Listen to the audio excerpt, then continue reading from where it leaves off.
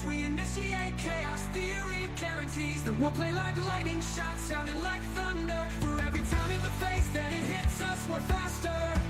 Well, they should know by now. They see the world keeps trying to shake us. It only waits us. The pendulum swings. The pendulum swings. It's in a beautiful darkness, only another. It's full steam ahead, full steam ahead. All about the Betty Express, misdirected from the start. It's a runaway train, I come a freight train, I come a freight train. In a beautiful darkness, the Betty Express.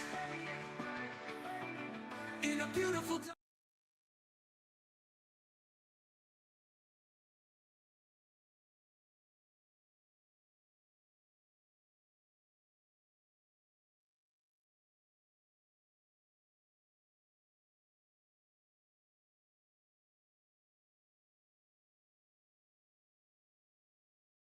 People did. And we're back. Okay. We're back with the Carly Gregg trial, and we're still on day one. Now, we do have puppy kitten breaks available because we are going to be going or continuing on with the last little bit of body cam footage. I will say that as a person who kind of is going into this, I found Carly to be more sympathetic, at least right now, with the evidence that we have. It has been uncomfortable watching her be visibly distraught with some of the information and, some of the footage. That being said, I don't know that her lawyers did a good job in the opening. You please try to get together back. And you said the wife's name was Ashley? Ashley? Yeah. Ashley Smiley. Ashley Smiley. I was trying to chin that dinner. Yeah. Hey, Tyler, the gun that's used is right there on the counter? In the kitchen? No. No. Can they get us still alive? Yeah. That's it. That's all who, she's in here. Oh, no, I'm going to do that on the side for what? You guys got any of that? Yeah, I got it. Sweet. Figure out where the fuck she's going. Now, this is us. Hey, there's a bunch of gun cases and stuff like right there. That closet's running full of guns. So she may still have access to them. She's in there, though.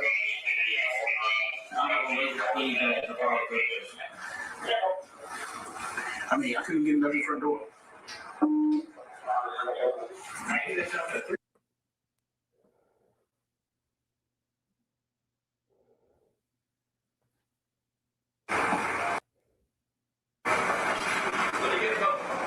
He was explaining something to me about the father, because he's stepdad too.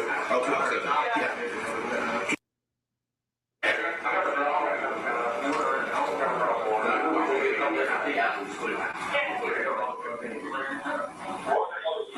Me and Dustin's already cleared the house. Me and Dustin's already cleared the house. Me and Dustin cleared the house. I'm talking every closet under the bed.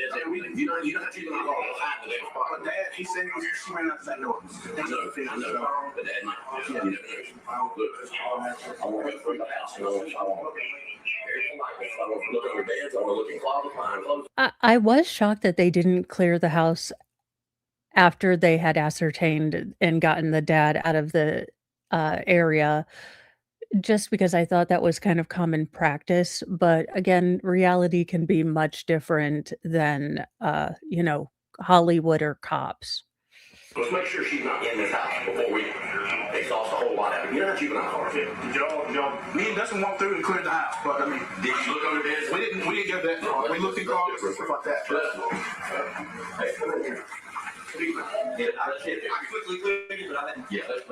I believe during this particular body cam footage, they are starting to actively look for her in the house. They might have other separate deputies or patrol officers that are already looking in the surrounding area. But for right now, I don't think they know where Carly is.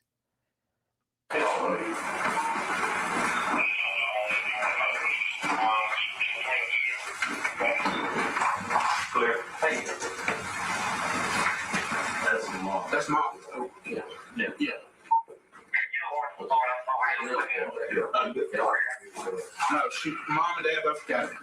Mom and dad both what? Got it. Okay, and dad's Dad's got it through in the shoulder. He's already in the ambulance. was the 14-year-old. Yeah, the 14-year-old. No. Yeah. If it's 40, you don't have to break. Yeah. Now, you would think one of the detectives or one of the officers would start looking around the house to see if there was any photos of Carly or recent photographs to maybe get an idea of what she looked like. Now, I believe Carly at this point, after her stepfather had gotten the weapon from her, she and the friend she had invited over to see her mother's dead body ran into the woods. So I believe she's out in the woods in the back of her house or behind the properties or subdivision of her house right now. Yeah.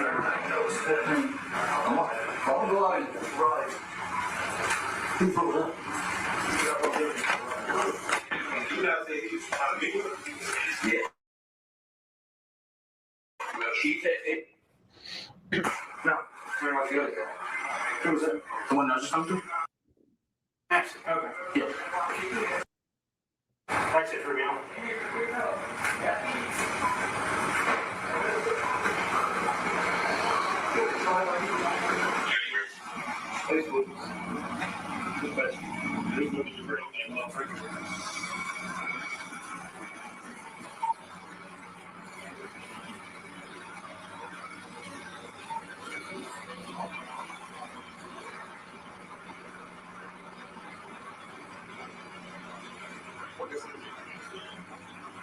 What do you want, Nancy? She's 14, so she's not gonna have anything. But there's some screens. There's some screens in here. You see, this thing right here is doing some pictures. Oh, they had the same idea I did.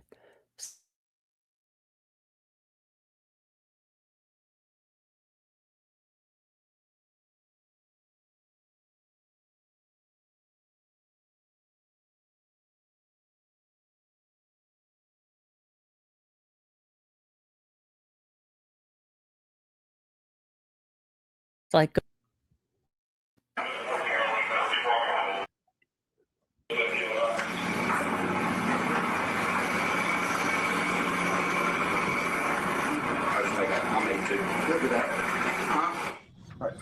Deputy Lewis, I heard a call out there.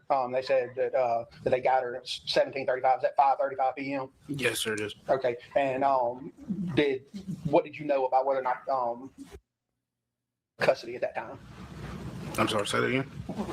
What did they mean whenever they said that they took her into custody at 17:35? They took her into custody at 5:35. And do you know who that was that they were talking about? Yes, sir, it was one of our interdiction units. Okay. And who did they take into custody? Carly Gregg. Okay. And I think the video goes on a little bit longer, but I think your testimony was earlier that you stayed out there until the coroner showed up. Is that correct? That is. And what type of things were you doing until the coroner showed up? Just help processing the scene and Okay. Court indulgence.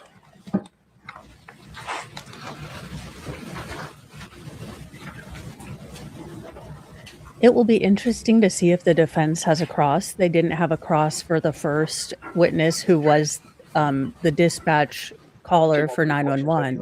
I heard you use two, I guess in the police world, what they call 10 codes on there. And I think you said one was 10-2 and one was 10-7.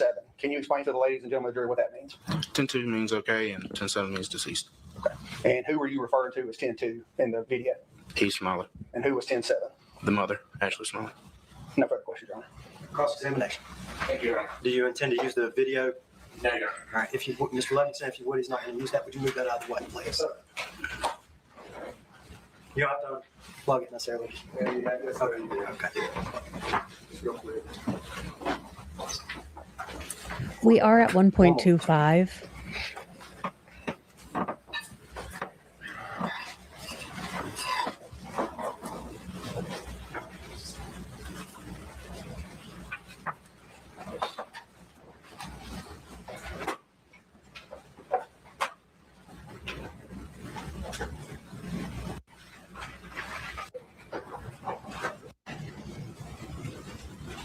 First person the scene. Is that correct? Yes, sir, that is.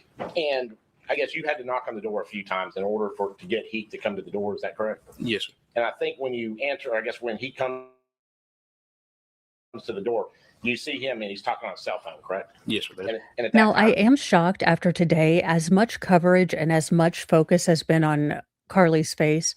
I've never found it as, I think, incriminating, or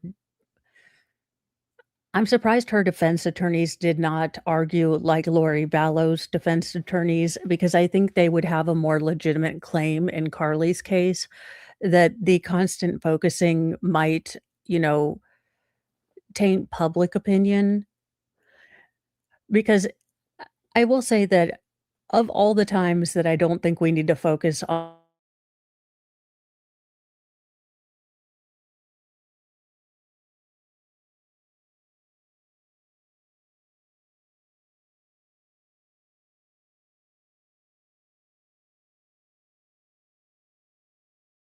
watch, and I am shocked that her lawyer.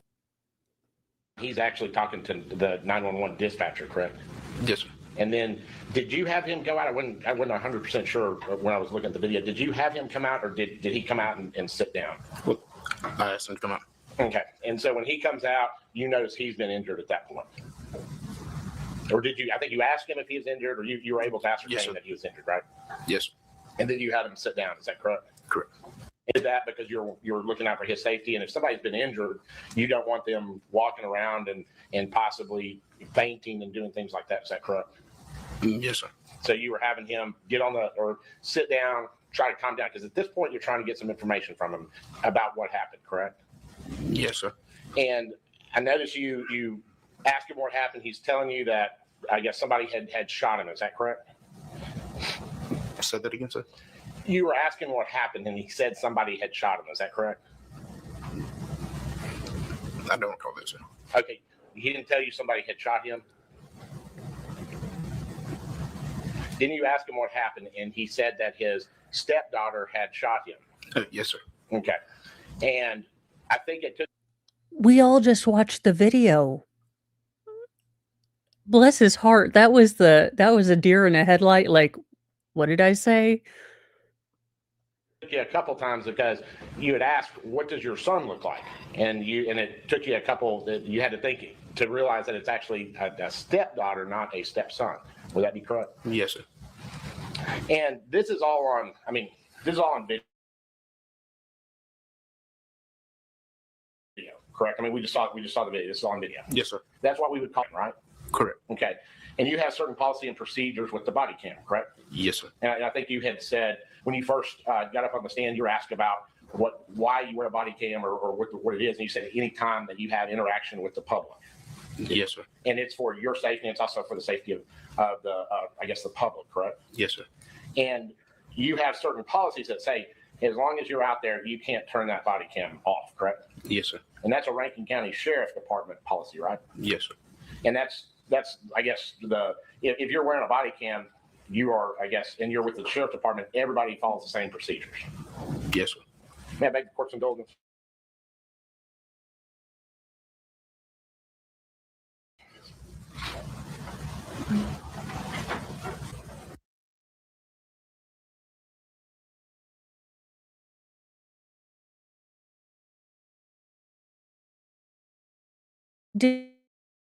Did someone turn off their body cams? No further questions. We're ready.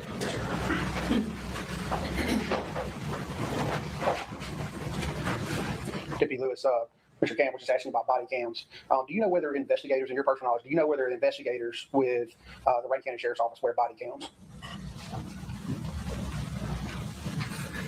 I don't know that, sir. Okay. And the gentleman who showed up out there with the white shirt on, who was that? Investigator Burnett. Okay. Of course it was. Nothing right here. May this witness stand be excused by the state? Yes. By the defense. Yes, sir. All right, you can stand down. I'll approach real quick.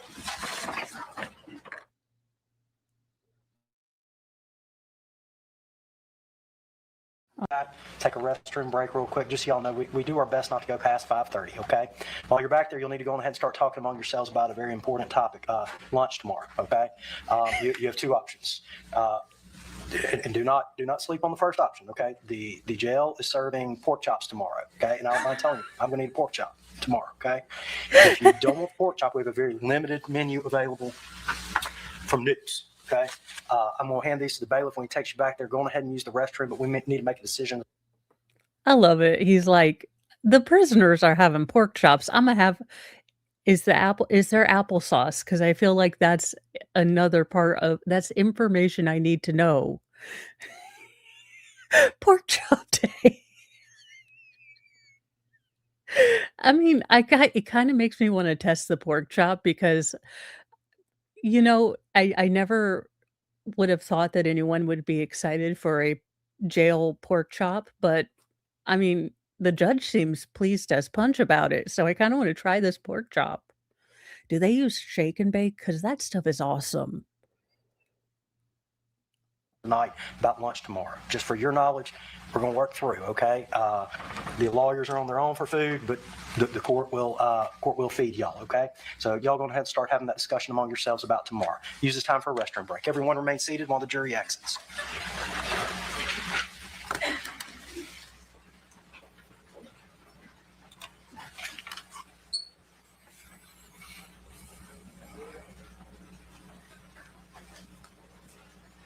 All right, who's gonna get yelled at? Oh, Mr. Bailiff, let me know when they're done with the restroom. oh. Hello, Loki. All right, everyone else will be in. It's 4:20. We'll be in recess till 4:30. Yeah, the judge needed to go. Look, this judge I'm not saying he's having a gummy break, but he's not gonna miss out on double pork chops tomorrow. Can't believe he's like, y'all don't. I'm not trying to steer you wrong. Get the pork chop.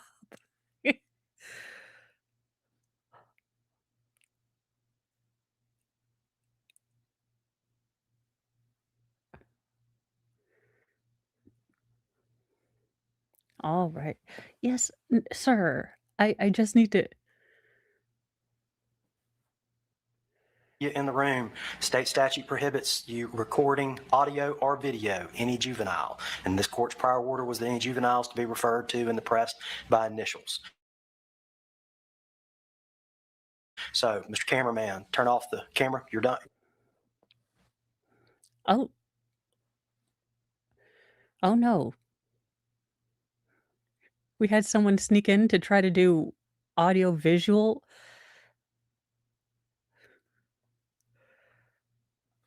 What in the name of Cheetos?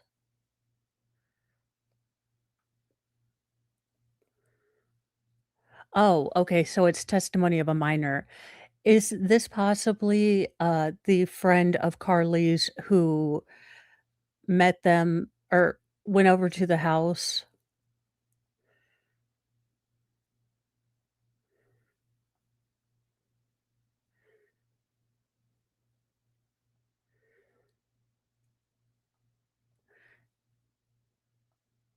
Okay.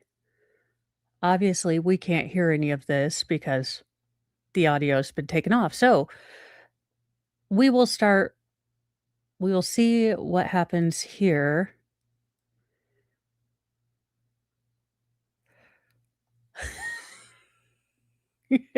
I love that he ends with, "Y'all, we need to know what's for lunch." Media, okay? With those three admonitions, I'm going to turn y'all over to the bailiff, but I do need y'all to make a decision as to lunch tomorrow because I have to order tonight, okay? If you're vegan or you have some special issue, you can pack lunch. These are the options that I have. I love what he said, "If you're vegan, you're gonna have to pack for yourself. I don't know what we even do with you." Judicial lunch stumped by veganness. Okay, so just before y'all leave tonight, please make that decision. If you want to bring something, we'll provide you a refrigerator. We'll provide. Well, I mean, at least they got a frigilator. Are we still on child testimony for day 2?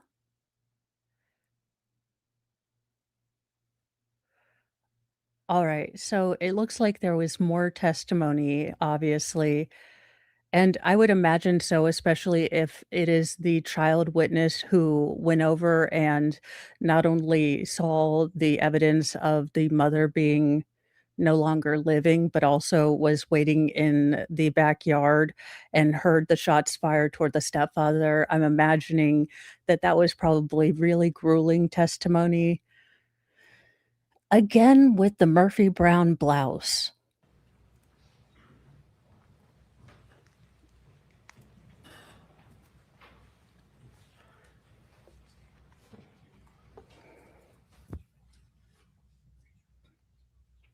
Do you swear or affirm to tell the truth, the whole truth, and nothing but the truth, so help you God? I do. Have a seat. Adjust yourself up to the mic.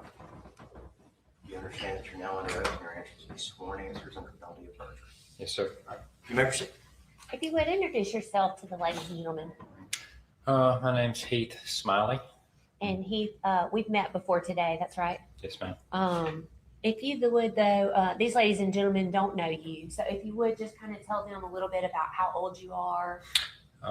39 years old. I'm a physical therapy assistant, and I've been Carly's stepdad for, it was almost, I guess, 3.5 years.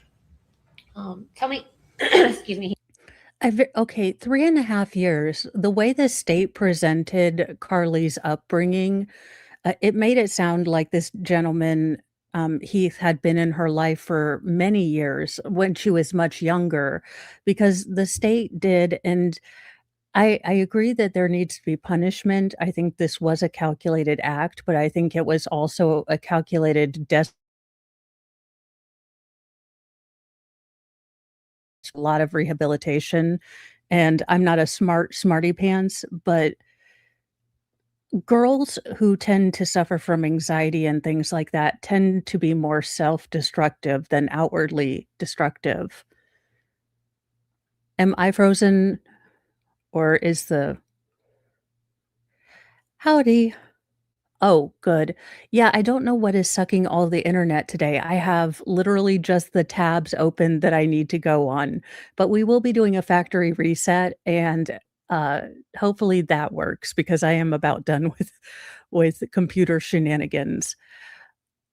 But 2 or 3 years, if there was constant chaos in her upbringing because of her father's substance abuse, and if his, go-to excuse, because I was thinking about this last night, if you were a doggone it, if you were a young child who very much saw yourself and identified as a very smart kid, and then you started to experience mental health issues, and your mom fell out of love with your father for mental health and substance issues, and I'm sure a great deal many other things.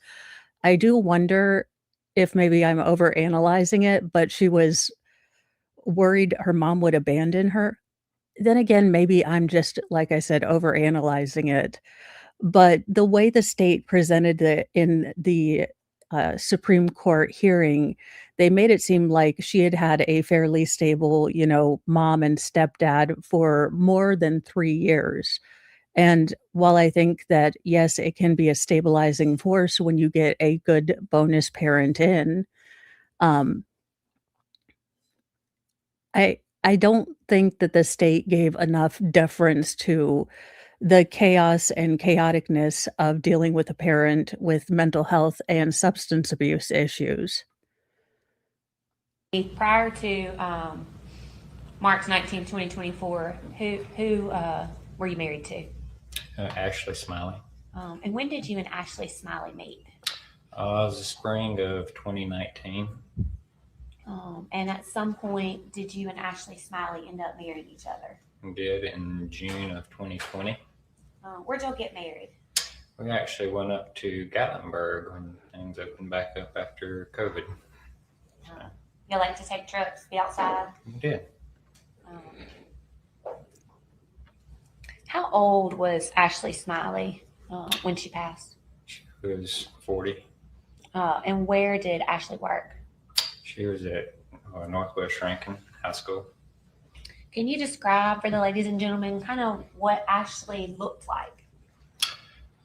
She was very small, about 5'1", 5'2", blonde hair, blue eyes, super nice, real smart. May I approach the witness room?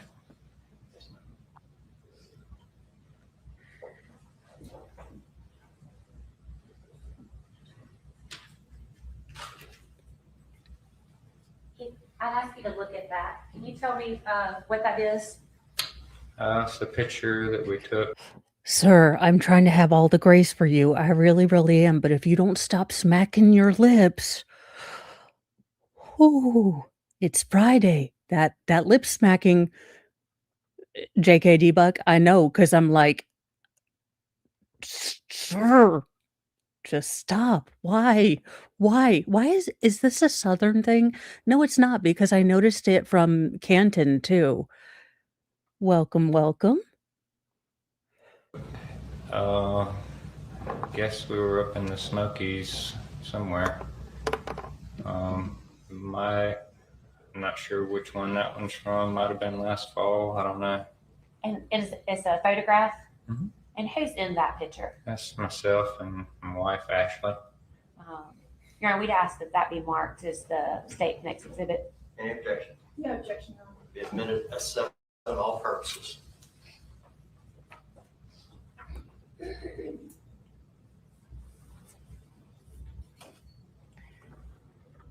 May I proceed, Your Honor?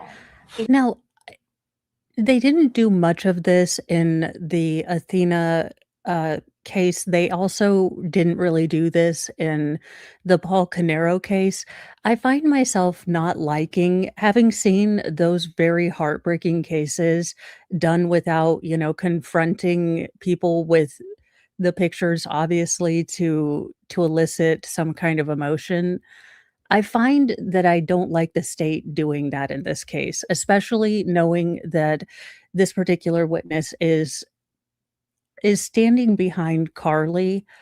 Again, people got a really weird read from him, and I'm not seeing anything abnormal except that he's not outwardly showing a lot of signs of anxiety. If anything,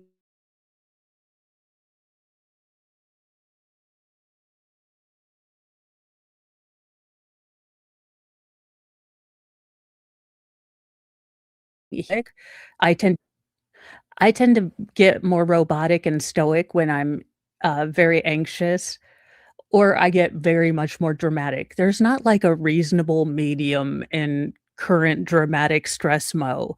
There's either automaton or, oh, chaos and glitter. All right.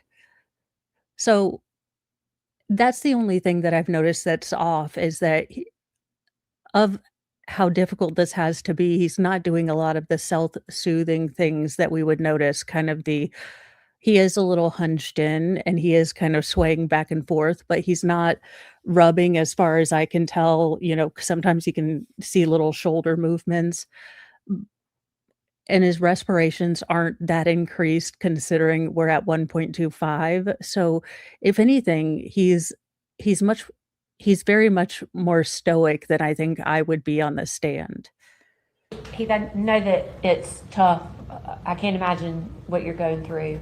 But can you tell us, is the picture of Ashley that is in front of you, is that similar to the way she looked the last time you saw her live? Yes, ma'am. Tell me about, you told us that, a little bit about Ashley's personality. I don't think there'll be any dispute that she loved being a school teacher, right? Loved her kids at school. Yes. Tell me about how much did Ashley love Carly? They loved each other so much.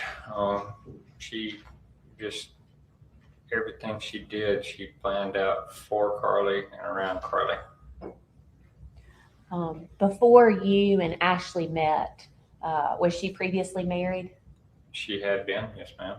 And who was she married to? Kevin Gregg. And did Kevin and Ashley have any other children besides Carly? She had a second child that passed several months or a year or so So later from a genetic abnormality. And her name was Natalie Gregg. Yes. And she had passed before you met Ashley, is that Yes, right? years before. That and that's its own kind of grief. My heart goes out, to a family that lost a child and has had to deal with more loss and more heartbreak. Um, What did you know about the relationship between Ashley and her ex-husband, Kevin Gregg? Only some things that Ashley had told me here and there. Things didn't go well, and they ended up getting divorced. And he, the ladies and gentlemen of the jury have seen some body cam footage of the day that your wife was murdered and you were shot. And on that, you mentioned that y'all were having some trouble with Kevin Gregg. Can you explain to us what was going on around that time? I think he just liked trying to give Ashley trouble as much as he could through the legal.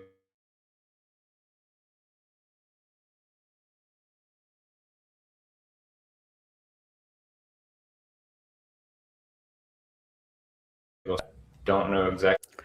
I also want to know how, and thank you for catching us up and handling us. Have a great lunch. I also want to know how the father was talked about. Again, I was trying to, really think about this from a 50,000-foot kind of view. And I think that there could be a legitimate, if I was an immature 13-year-old and I didn't understand that romantic love and parental love are very different things.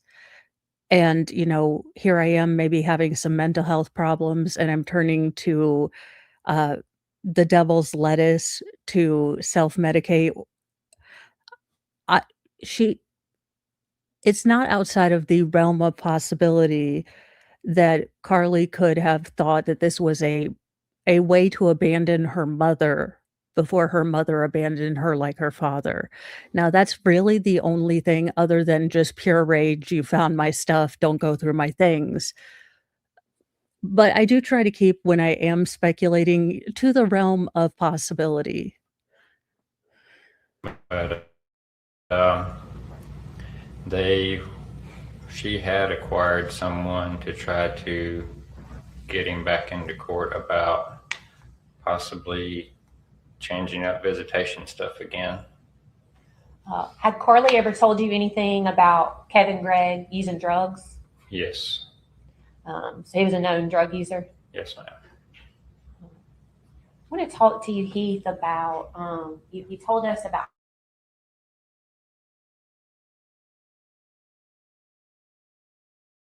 how much Ashley loved Carly and that Carly was basically her relationship before March 19, 2024. We were always good. We laughed and played and messed around, loved video games, and took her to karate stuff until she kind of got tired of that. And she started going to guitar practice weekly, so I was taking her to that every week. We got along great. You liked being a My stepdad? heart goes out to this man because he seems very much like a salt of the earth guy that I'd meet at Roll King, maybe not the best at expressing his feelings. I'm not getting any creepy vibes. I know a lot of people in law and crime and, various speculative true crimers read a lot of odd Lolita undertones in his demeanor, but I'm not getting any of that. That being said, I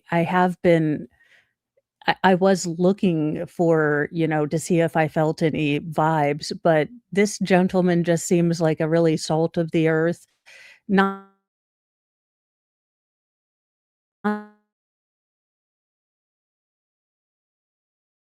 of his wife, but he's not going to display that. He's not going to break down and cry in front of people. So I think people can read that as he's not affected, but from a person who has dealt with her fair share of grief, there are very few people that have seen me break down. Uh, and not because honestly, not because I don't trust them, but it's just a very vulnerable, very out of control thing, and I don't like people to see me in that state. So, I'm not reading anything weird, but I do know that there was a lot of speculation when the trial was ongoing that there was some kind of unnatural element to their relationship. Now, if I start seeing things that, my hinky sense goes off, I'll let you know, but he just seems, again, just regular man whose life was thrown into chaos. Yes. Sometimes with children comes discipline, right? Yes, ma'am.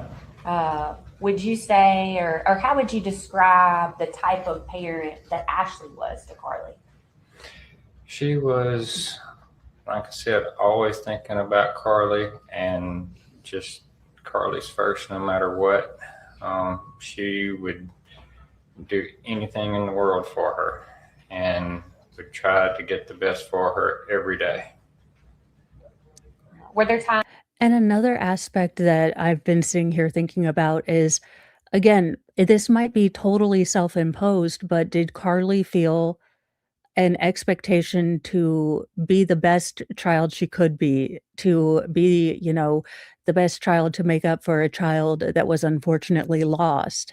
And I say this not to accuse or victim blame, because that was probably in no way the intention of the mother to ever do this, but sometimes you can get an idea of what your parents want you to do or what your partner wants you to do that they've never asked, that they've never said, "Hey, I will, not be proud of you unless you do this, this, and this." And then we set these impossible goals for ourselves when they've never said anything. But I do wonder if Carly felt an enormous amount of pressure to be perfect. Again, this doesn't excuse her actions, but a giant part of me wants there to be a reason in this one. And I'm constantly the one that tells you guys evil doesn't need a reason. But I don't I want there to be another reason other than that in this case. Times that you and Ashley would have to punish Carly? Of course. Give us some examples of that, Heath. She had troubles growing up, but back and forth with the stepdad and everything. So she would always wanting to try to make friends at the house and around home. And Ashley was always trying to, keep an eye on her, make sure she was okay and knew where she was. And Ashley had to fuss at her a time or two about, I know you can't go here, you can't go there, it's too late, that kind of thing. But she never really, day to day, got in trouble, really. Now this is bad for the defense because, again, I'm willing to believe again, maybe it's the mom in me, but seeing her as distraught as she is, and look, I may be the most gullible mom ever. I'm typically a good read on people. I may not people well, but I'm typically a good read, and this seems like something that I don't know would have happened had all of these things not come together. But I'm not getting the read that she was so disturbed that he would have noticed, and I think he is attentive enough, I think he's a good stepfather enough that he would have noticed if she were having an extreme reactions, and if he's there for her defense, then I understand the natural inclination to wanna downplay when your kid's being a snot-nosed teenager, but you can't have these 2 things at the same time. She was completely normal and didn't get into much, trouble, and then she was having a psychotic episode, and there were signs. So, unless there's going to be an expert that's going to explain how this can suddenly come up and then kind of go away with proper treatment. I want to ask you, was there a time that a boy named Thad came over to y'all's house? Yes, ma'am. Can you tell the ladies and gentlemen what you recall about that day? We were all sitting at the house and there was a knock at the door, and Ashley checked the doorbell camera and we didn't know who it was. Carly had talked to us about that and we knew who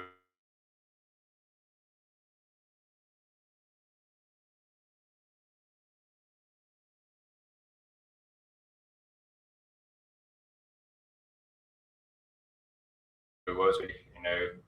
I told him he must have the wrong house and came back in and shut the door. Where were Ashley and Carly when you were at the front door with Thad? They went around, I guess, into the hallway or maybe one of the bedrooms. I'm not sure.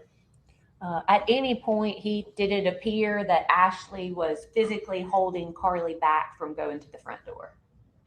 No. At any time after you told Carly told Thad that Carly didn't live there, did Carly act like she was upset with you? No. Did she act like she was upset with Ashley? No. Do you think that she would have been mad enough to have said like she almost murdered y'all because you wouldn't let Thad come in the house? What the hell is this questioning? The state, where are we going with this? I mean, you don't have to give us a motive. You just have to prove Carly pulled the trigger intentionally, which, given that the mother sustained 2 shots to her face, this is not the witness you're going to get deep. Look, bless his heart, this man is probably a lot like my husband, which means that he doesn't get the emotional undertones of a mother-daughter relationship. It's like when he sees my mom and me together and he's like, "Oh, y'all were smiling and everything was nice." And then I was like, "You miss so much. You only see what's on the surface." And it's not that he's not a good husband or a good stepfather. There's just so many emotional undercurrents and beyond the surface things. There's so many layers to a mother-daughter relationship that I think that he's missing a lot of the subtext. So this wouldn't be the witness I would ask about friction between Carly and her mom. Not because he's a bad husband, but because there's so many different layers and levels to a mother-daughter relationship, especially in those preteen years, that you can mix a lot of subtext. That's not the feeling I got from it at all. I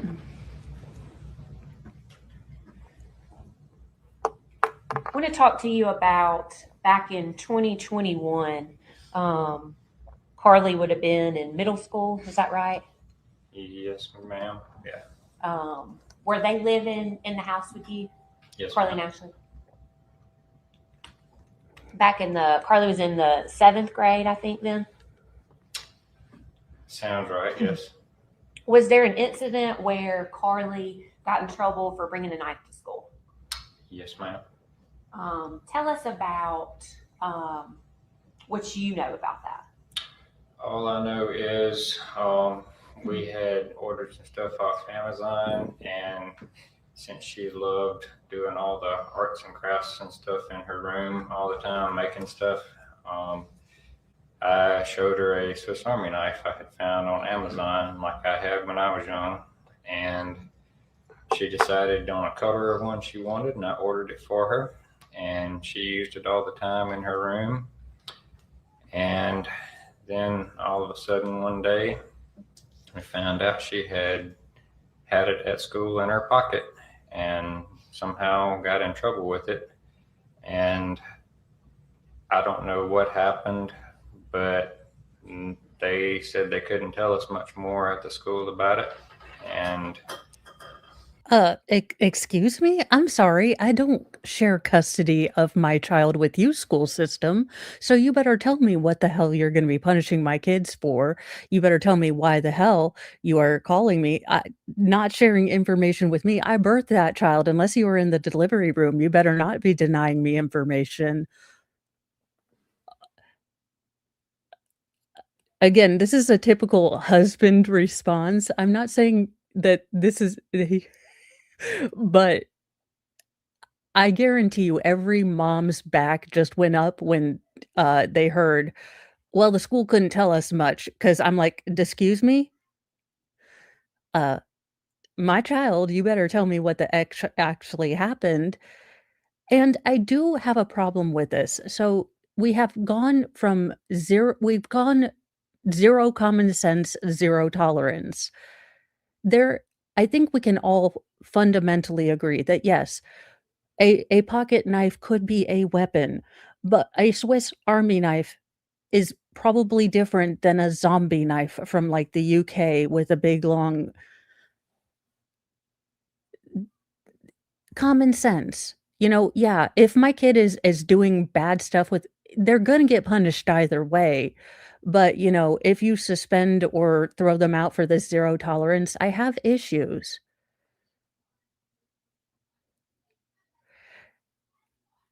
And welcome, Raiders from Baker.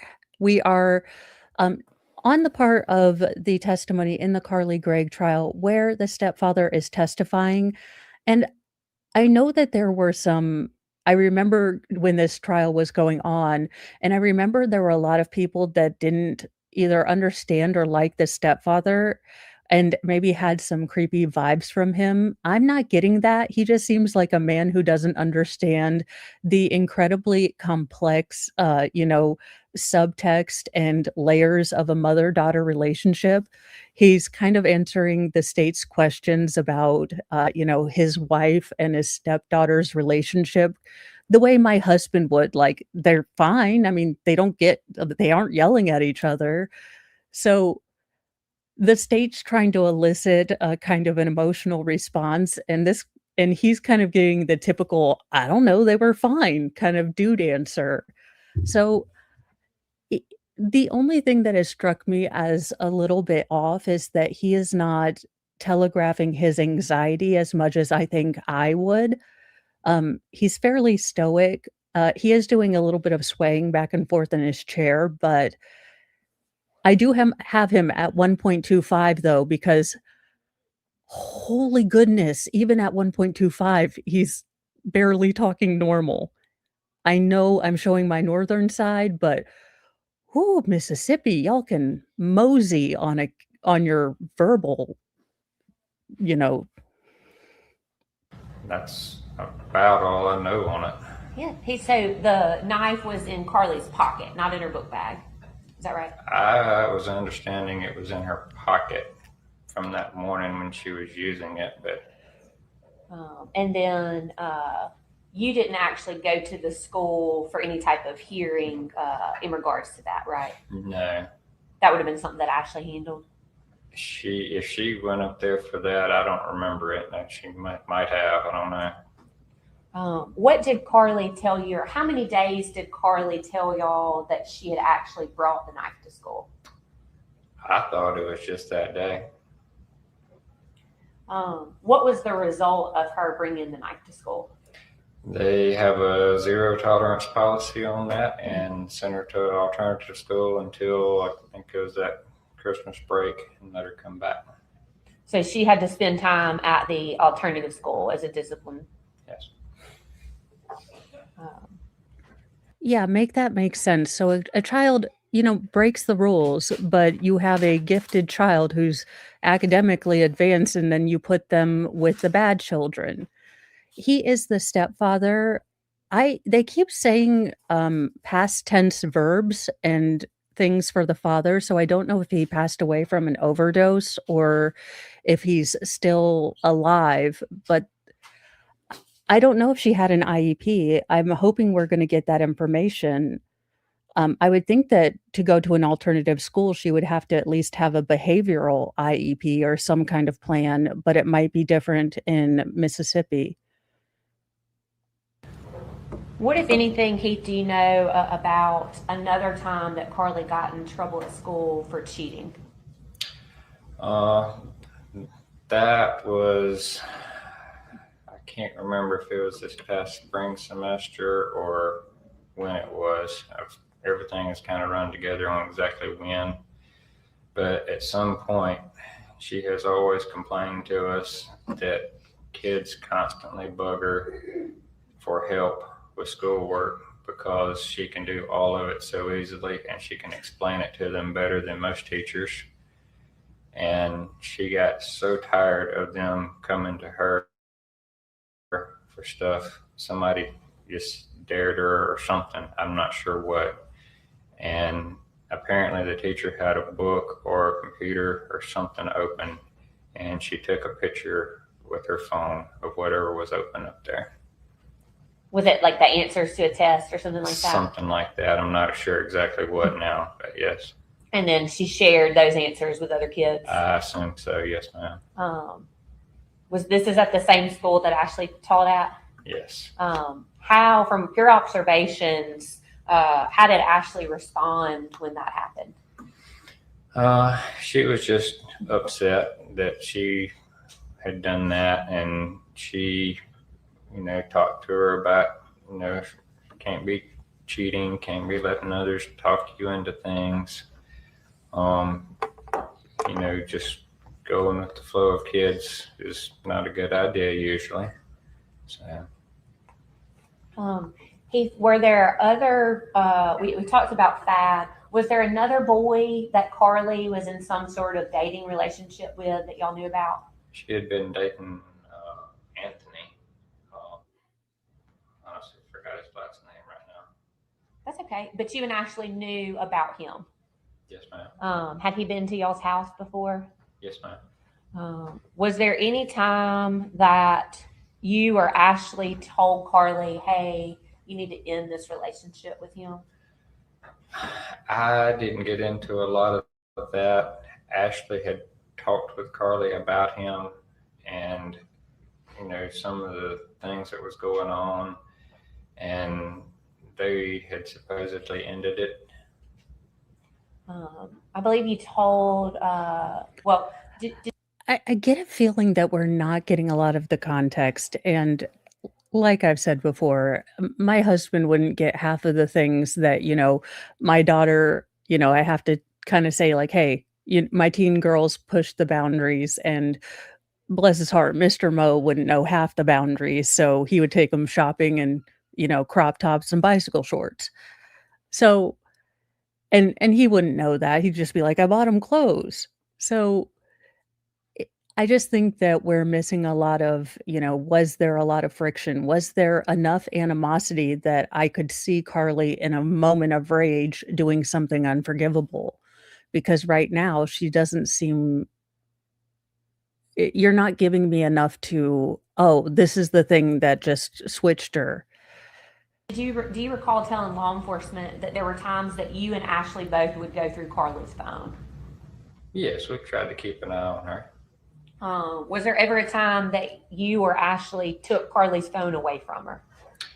So Ashley had the parental controls on her phone, and we got to where we weren't going to let her take it into her room when it was bedtime. We had to keep it like on the kitchen counter, or we'd keep it in our bedroom sometimes. But she had her phone most of the time so she could be able to call or text us if needed. She might have not let her take it to school some days. I can't remember exactly, but most of the time when she was out and about, she had the phone, even if Ashley locked down some parental controls for a little while. Why was it that y'all didn't want Carly to have the phone in her room at night? She was worried that she would stay on it and messing with it and not sleep. Yeah, amen. We have to take the boys' tablets away from them, even in the summer, because they would stay up until dark 30 just watching stupid YouTube videos. Was there ever a time after y'all thought that Carly had broken up with her boyfriend that y'all learned that in fact she had not broken up with him? So I actually worked at the school, and she told me she had still seen them, in the hall together, walking up and down the hall and things. And she talked to me about it and was like, she was okay with it and everything, as long as, it was okay and nothing harmful was coming of it for Carly. Heath, do you recall a time that you and Ashley discovered that Carly had an iPod that she was using to communicate with people? Yes, that was another thing that her dad had talked her into doing to get around communication. Okay, but Carly made bad choices too. I think there's a happy medium. I think that we can all agree that she made a terrible, terrible decision and that she does have some atoning to do, but I don't like she's a smart girl. She had agency. She knows right from wrong. Even if her dad said it, yeah, it would take a lot of courage to go against your parent, but she also had a choice in that. She had a choice. She knew that there was zero tolerance at the school, and she decided to take. And I can see forgetting that you have it in your pocket. What I'm guessing happened is that she put it in her pocket and showed a bunch of kids. So all along this time, Carly's been making choices and she's been disobeying the rules. She knows the expectations.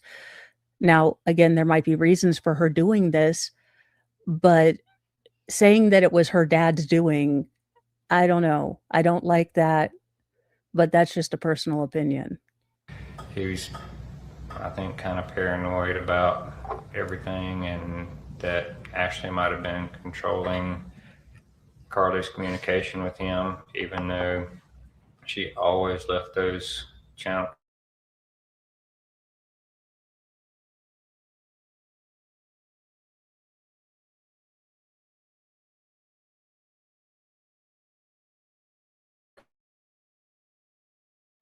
Did it? I'm not sure if she was communicating with kids so much as she was on like TikTok and some of that kind of stuff. And y'all had asked her not to be on those accounts.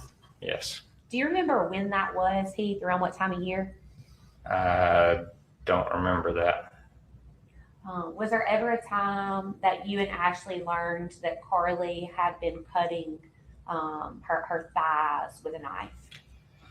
Yes, and I was trying to think of a time frame on that, but it was, I don't know when, several months back. And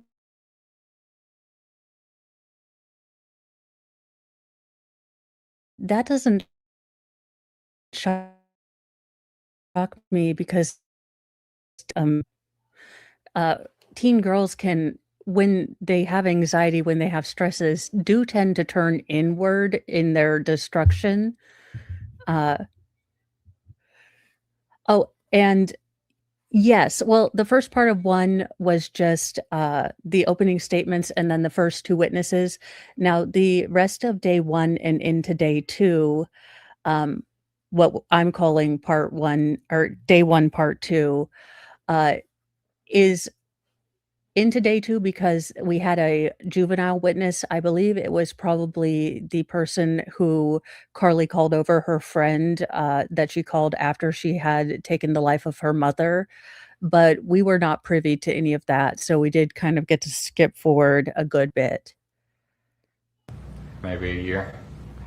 And Heath, do you know anything about Carly taking any sleeping pills? Nothing other than she used to sleep like a rock, and Ashley always had sleeping trouble, and she would take a melatonin at night, and it was a week or so she had a bad cold and she was taking some NyQuil. I think she said that helped out some too. So Around the time that y'all found the iPod, and Carly was cutting her thighs. Is that about the same time that Ashley took her for therapy for anxiety and stress? Within, I don't know, I think that was maybe a couple months, maybe before, seems like. Is that your understanding, though? That's what you told law enforcement of why Carly was in therapy, was anxiety and stress? Yes, ma'am, it was something like that. I think she was kind of depressed some days.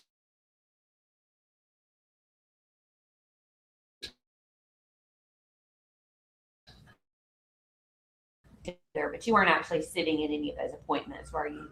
No, ma'am. I went up there with them a couple of times, but it was kind of a little waiting room outside. And you don't have any personal knowledge about any medication that was prescribed, do you? Not until after this. I knew she'd been on one and they changed her up to something else. You don't have any knowledge on whether or not Carly was actually taking that medicine, do you?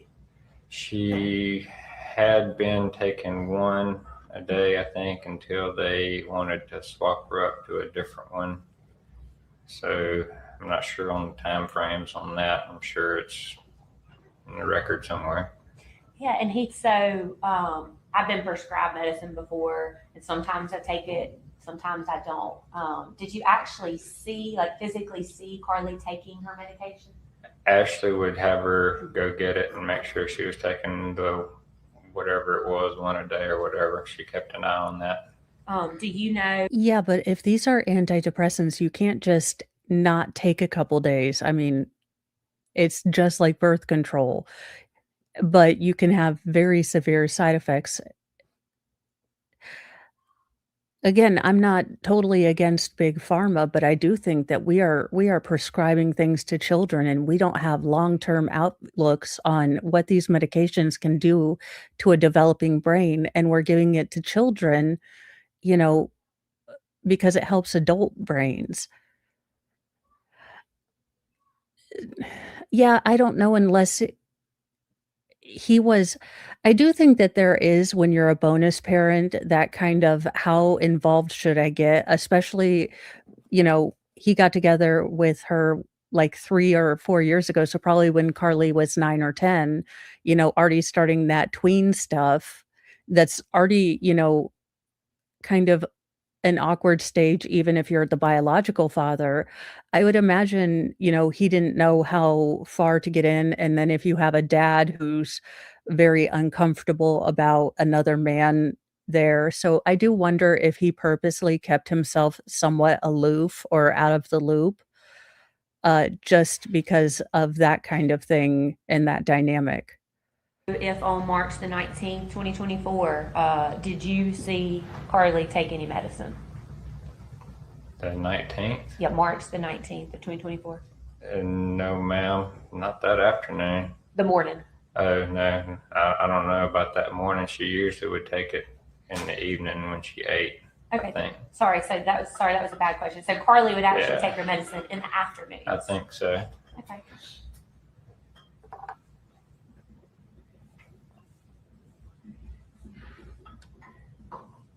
When's the last time that you saw your wife alive, Pete? That was the morning of the 19th. Can you tell the ladies and gentlemen kind of how that morning went? Everything seemed just as normal as ever. She got up and went to work just like always. She would fix tea or something in the morning and get in the car and take off. Nothing seemed unusual at all. Did you also see Carly that morning? Yes. Can you describe for us what, if anything, you noticed about Carly that morning? Didn't notice anything different. How would Ashley get to work every morning? She'd drive her and Carly down to the school. And then how would they both ride back together from school to the house? Yes.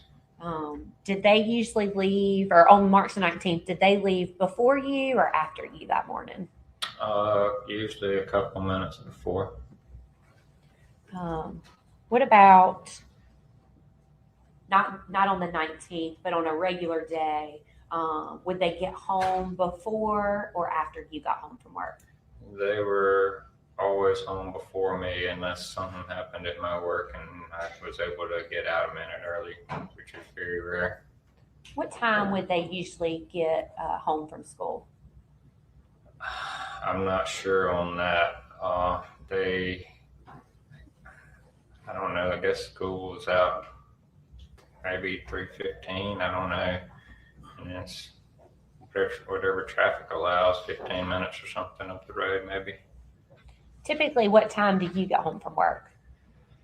It varies. Usually I get out of work about 4:30, and sometimes I hit that evening traffic and it's 20 minutes or so. It's off-putting because for me, the only way I can explain it is that he's in the survival stage of grief. Um, and the funny thing about this stage, having walked through it and lived it, you think you're actually doing kind of okay. Like you're handling this pretty well. You feel like you're doing kind of okay. Like life has punched you, but you're still getting up every morning. You're still doing your thing. So you feel like you're doing okay. But what you're really presenting is this. So it's very, very he's very grayed. He's very out of it, and as someone who really shuts down when I'm hurting, I can sympathize, but he's very flat, and I think that might be a protective sort of mechanism, but it is kind of hard when he is so flat and you've heard him be so emotional on the 911 call. I think there is a great disparity. So we're trying to, kind of marry that very emotional side of him that we got to see with this very flat person. And he might be on some medications of his own. I can't imagine this is easy in any way, shape, or form. So it's just, it, it- I feel like we're not getting the whole story about any of it, if that makes sense. Before I make it 3 or 4 miles to the house, And where is your house? right off of Bullfan and out in Farmington Station. That's here in Rankin County. Yes, ma'am, out towards the reservoir. And the distance from where you work to where you live is probably only about 5 miles, right? Yeah, it's not far. It's just morning and evening traffic takes a little while. Do you know if Ashley and Carly were at school all day on March the 19th? As far as I know. I want to ask you, Heath, were there times that you and Ashley would text each other on your cell phone? Yes. Do you recall talking to Ashley on March the 19th? I don't recall, other than that evening I got a text saying she was going to go to the grocery store. Permission to approach the intern.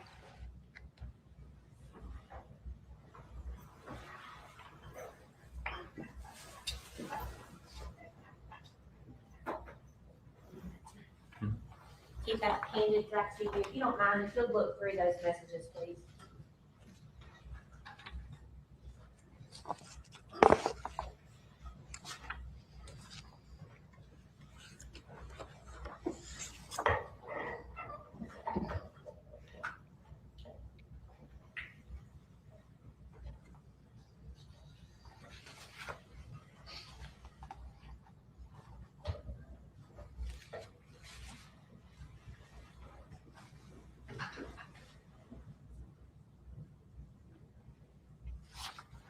Okay.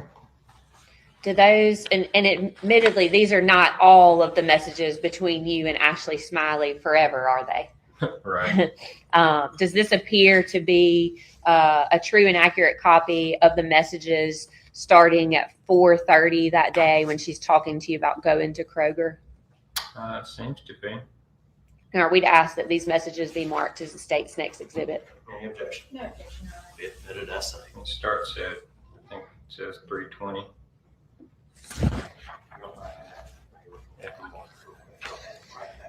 Now, this is the part of the case that I really have a problem with the defense. This part where she texted her stepfather to come home. I think that's the hard part that's the hard part I have explaining away with the mental health because I can understand the tension, the unique emotional scars and tension between a mother and a daughter, and I could see how with a very immature mind in the heat of the moment, this could in a terrible case, I can see how that would happen. The part that becomes monstrous, becomes calculating, and I think you have a hard time getting over is when she texted the stepfather and lured him home. That's the part where I'm really struggling in this case. Because before that, I think you can definitely argue, heat of the moment and things like that, but that's calculating, and I don't know how to marry the 2 together.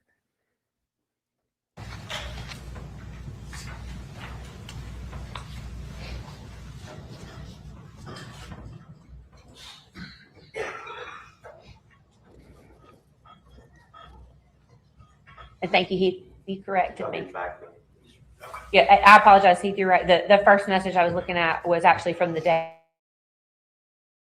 before, I'm sorry, on 3/18. So on the bottom of that page, your page 2 of that exhibit, what does Ashley say to you? She says, I need to go to Kroger, thinking about going on the way home. Do you want anything? Yes. Did that appear to be a normal message that you and Ashley would have with each other? Yes. I think then you go on to tell her a couple things that you want. If you'll read for the ladies and gentlemen, kind of just a grocery list, right? Yeah, just Mountain Dew, some soft serve ice cream, a couple of kinds of bread that I eat. Wait a minute, your Kroger has self-serve ice cream? What in the Schnell is this? Mississippi, you got some soft-serve ice cream at your Kroger? I demand a re-Krogering. I want soft-serve. Look, we do not need soft-serve ice cream at our Kroger. We suffer from the Midwest middle up here too, so we do not need any more tasty ice cream flavors at the Kroger, though I am jealous. And some random chips, just some junk food stuff. And again, typical message between you and Ashley. Yes. And then at some point, does she respond back to you? Yes, she replied back later, says gonna go later. Still sounds like something Ashley would text to you. Yes. Tell us about what that next message is that you got from Ashley's phone. He Said you almost home, honey. does that sound like something Ashley would typically say to you? Not typically, but it wouldn't have been totally out of the realm. I think she would have phrased it slightly different, but I don't know. What time was that text message sent to you? That says 4:14. Do you recall telling law enforcement that you thought that Carly actually sent you that text instead of Ashley? I was wondering about that one at the time. Yes. And then what did you respond to that message? Said, no, I'll be here for a little bit yet, meaning at work. And then you can't see it on this, but I think maybe Carly or whoever had her Ashley's phone sent you a thumbs up. Sounds correct. Yes, it's not on there. So let me ask you, what made you think that that was Carly that sent that message and not Ashley? I don't know, just something with the phrasing of it, maybe. I'm not sure.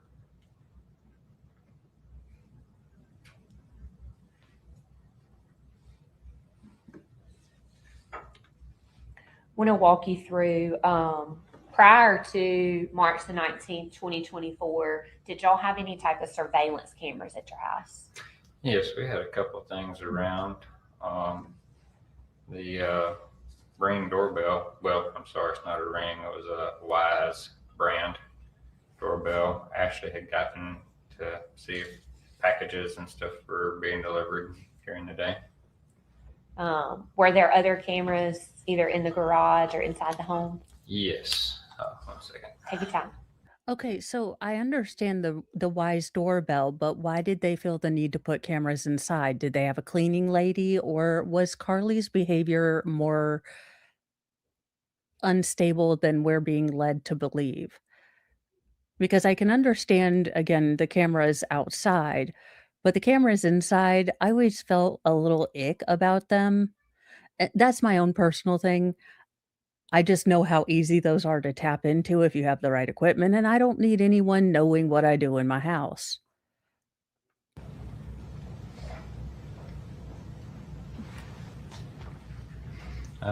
We had one camera in the kitchen that I had actually gotten years before. I was going to actually put it at my mom's house so she could see what her dog was doing when she went outside. And but the internet out there in the country is so slow it wouldn't run. So I had set it up at my house, I guess, well before I had even met Ashley. And it had just been sitting around. Okay, so another unsettling thing he does is he doesn't make eye contact. He does a lot of looking at the ground. Um, and a lot of us are looking for kind of feedback cues on how someone's perceiving us.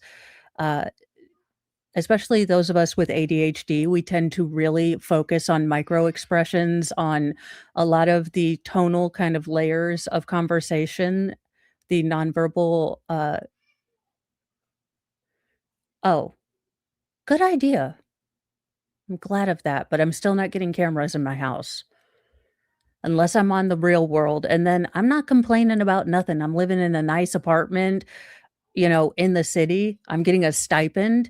Why those people could never get along, I could never understand. I'm like, you're in a big New York City. You're getting paid by MTV to go do fun things, like start a business or I know. And all you have to do is not be giant idiots. And yet, not one season could do it.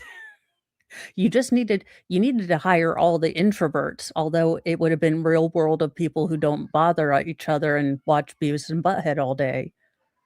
Yeah. And that was a Wise brand camera also. Yes, ma'am. Do you know if that camera had any kind of like a SD card in it? Ashley had put an SD card in it at some point, yes. And I'm not super techie, but an SD card is just kind of something like you put in a regular camera to hold pictures or hold videos. Is that right? Yes. Was there any way to tell what time a video popped up from that camera? That camera was old. And if you're not used to it, but I think that and I think this is again a high anxiety thing. A lot of people when they are anxious don't like to talk, and I think it's his version of turtling in. Um Again, this man went from,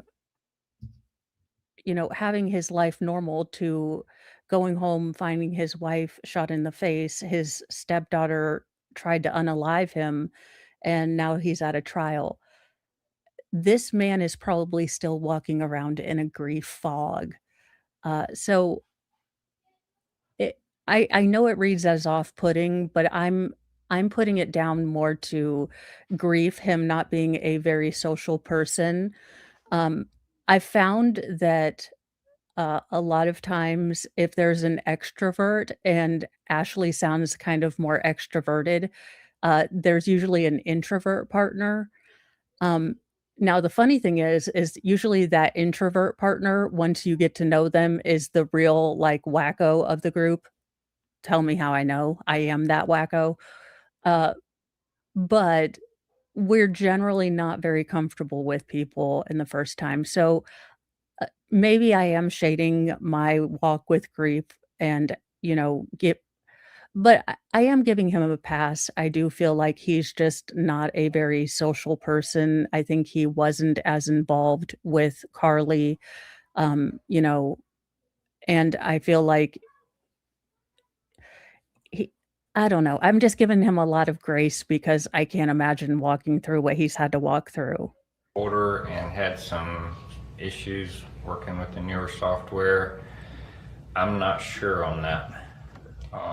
Ashley had been trying to work with it some, but Could you, I know I have a security Me system too. at my house, and there are times that mine's motion activated and that it'll ding on my phone and I can watch kind of who's outside my house. Did you have that ability? no. What about on the inside camera? Well, the doorbell camera would ding if somebody walked up, like UPS dropping a package off or something, but the inside camera, she never could make it do anything like that. If it had that capability, it wasn't. Sarah Boone is on the screen because I haven't had a chance to make a case specific one for the law and crime being on the other side. I realized I've been using court TV for the last couple trials, and the only one I had, the only overlay I had to cover law and crime was Sarah Boone. And I mean, who doesn't need our favorite third grade honor roller on our screen? On or working. So you weren't able to actually watch the inside from an app or anything like that? I think you could pull up like a live stream on it, but it wasn't like dinging your phone every time the dogs moved in the house or anything like that. Which is probably a good thing, right? Right. So I want to ask Keith, have you ever viewed the footage from the inside cameras from March the 19th of 2024 at your house? No. You said that there was also a camera in the garage area. Yes. Ashley had set that one up maybe a week or something before. Could you tell the ladies and gentlemen kind of how that camera was activated? So she actually got that not to use as a camera. She wanted to be able to remotely open and close the garage door and make sure she had remembered to put it down when she left and that kind of thing. And Wise had a camera that you set in your garage that would watch the door, and it knew, to open or close it when you wanted to, and you had a camera as well. So she mounted it on the garage door opener itself. And that camera, did it also record video and audio? Yes. The way that those clips work, how long is each clip on one of those videos? I would have to go back and look at the time on that. I'm not certain. Do you have any reason to disagree with the fact that it's like a minute clip at a time? Perhaps. Is there any way other than deleting videos on those computer systems? Are you aware of any way that somebody could go in and physically like edit a video from that? Not that I know of. And Heath, at some point, and I want to talk a little bit about it later, but at some point, did you actually watch some video from the garage camera from March the 19th? Yes, the Rankin County officers had been all out in the garage looking through stuff, and I just assumed that they had gotten the other in the card and everything. And a couple of days after, I guess it was the 21st, somewhere in there, I realized that the card was still in, the SD card was still in the camera in the garage, and I was kind of looking at some of the footage that it might have caught. Can you tell me, I believe there were like 4 videos that may be relevant to March of 19. That sounds right. Yes, ma'am. 2 videos of Ashley and Carly coming home. Is that right? I think so. And then the video camera captures you pulling into the driveway and walking into the home. Yes. And then you've seen the last video, and you can't see the shooting, but you can actually hear when you walk into the house, yes, the first gunshot. Yes, the newer cameras had the ability to start recording when they heard a noise, or I think I've even read where some of them are smart enough to hear the sound of, like, if somebody breaks through a window or something like that, they'll start recording for home security reasons. So you've actually listened back and watched that particular video? Yes, ma'am. I want to talk to you about, tell the ladies and gentlemen, Heath, and I know it's probably difficult, you can take as much time as you need, Tell the ladies and gentlemen exactly what you remember about when you came home on March the 19th, 2024. Everything seemed pretty normal, and I came on in, and when I opened the door to the kitchen there, gun went off in my face before the door was, I don't know, 3 or 4 inches wide open, and everything kind of went pretty fast from there. It was a blur.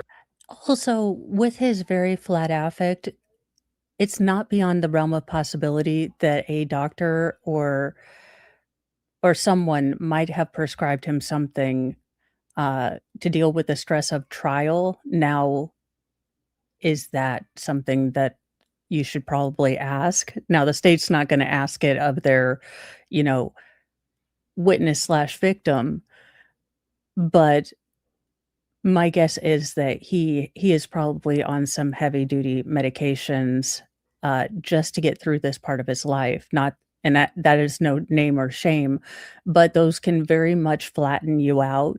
So now he makes me incredibly anxious because he is so flat. I don't know how he's taking things. So people like this who are very flat or very stoic tend to, and some people are just quiet people. I tend to get very anxious around them because I never know what they're thinking. So it's definitely more of a me thing, but I think that is a lot of where our kind of discomfort comes from, or at least I know where mine does with this witness in particular, is just I don't know how he's responding. And because I know how much grief sucks, it's like, okay, is this bothering you? Because I'm not impressed with the state's questions. I don't You need a very skilled lawyer, I think, to be able to draw him out and get the emotional responses that she wants from him, and she's not the lawyer to do that. I want to take you back just a step. Yesterday, ladies and gentlemen, saw a bit of a video from inside your house, but just so we're clear, when you say you were coming into the kitchen, I believe you pull into the garage and there's a door that leads from the garage into the home. Yes. And then there's a little laundry room area. Yes. And then there's another door kind of beside your refrigerator that leads from the laundry room into the kitchen area. Yes. Were you coming in the first door or the second door when the gun went off? The second door from the laundry room to the kitchen. And do you remember, is there anything you do? Sticky widget, I'm the same. I can do public speaking, no problem. But there were some of these exercises. We're going on a tangent for a moment. Oh, no, not Sarah Boone over me. Ugh. But Mr. Moe and I went to this marriage counseling thing like very soon after we were married. Basically, the military paid for, military couples to go to a hotel and do a strong marriage retreat. And we had just had our first baby together. So we were like, oh, a night where we can get grandparents to watch children and we'll go. We had all these grand intentions of going to Indianapolis and hanging out. We went to sleep. There's not as much romance when your wife is constantly having to pump and then run home, what she's pumped.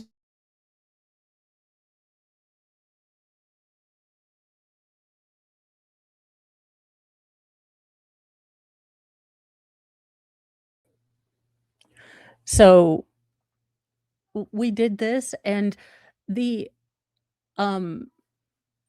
we did pretty good on everything, but the one that I had a lot of problems with is, for some reason, we were supposed to look deeply into each other's eyes, and I'm like, and not talk, and I'm like, why?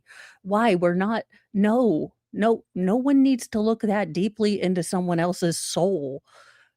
So I realized that I look like around people, but I don't actually look into their eyes all that much. Uh, which is is odd. I didn't realize that about myself until we had to do this thing, because now Mr. Mo will stare at me when he's trying to bother me. I love I love that our marriage is basically we know each other's, pet peeves, and we just irritate each other.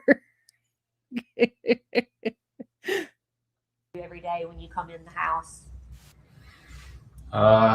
Usually stop and take my shoes off there and come on in and change clothes. Do you remember if you took your shoes off on March the 19th? I think I did. Yeah. Was it unusual for that second door to be closed in your house? Sometimes it was, sometimes it wasn't. We would shut that door a lot of times, trying to keep the sound of the washer and dryer down, or trying to keep one of the dogs out of the garbage can that we had in there. I have to do something. Okay, see, so here you can see little glimpses of his personality. My guess is that he's a much more animated man. When he starts talking about the minutia, when he starts getting into just what his old life is, I think you see glimpses of the man that Ashley married. This is for all intents and purposes, this is not Heath right now. And I don't mean that he's disassociative or anything like that, but the person you are in those surviving years is not a person that you'll ever really meet again. And I wish I could explain that more, but if you know anyone who's walked through grief or a major loss, then you kind of know that that person, those couple years after, they're very similar, but they're not the same person. And then you'll kind of see peeks back, and they'll never be the same person. But those survival years are a blur for most people. Similar. Y'all have two large dogs, right? 2 golden retrievers. And so on that day, the second door was what was closed. Yes. I believe you said that you didn't get it open probably 3 or 5 inches before it went off. What did you remember seeing, Heath? Just gun flash in my face, and it went off 2 more times, but my hand was on the gun after the first shot, and I twisted it from her. Who was pointing that gun at you? It was Carly. Who pulled the trigger when you opened the door? The first one I know was Carly. After that, my hand was on the gun too, and I know I had a scratch on my thumb and all. I very well could have hit it. I know that third time. How close, Heath, was that gun to your face when that went off? Maybe a foot.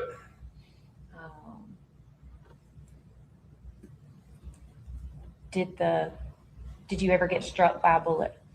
Yes, one of them kind of grazed right through this muscle up here. Can you tell, ladies and gentlemen, what did that feel like? I know this sounds weird, but I honestly have never felt it to this day. When the gun went off in your face, tell ladies and gentlemen, I mean, was your body in a state of shock? Not at that moment. I was trying to figure out what was going on.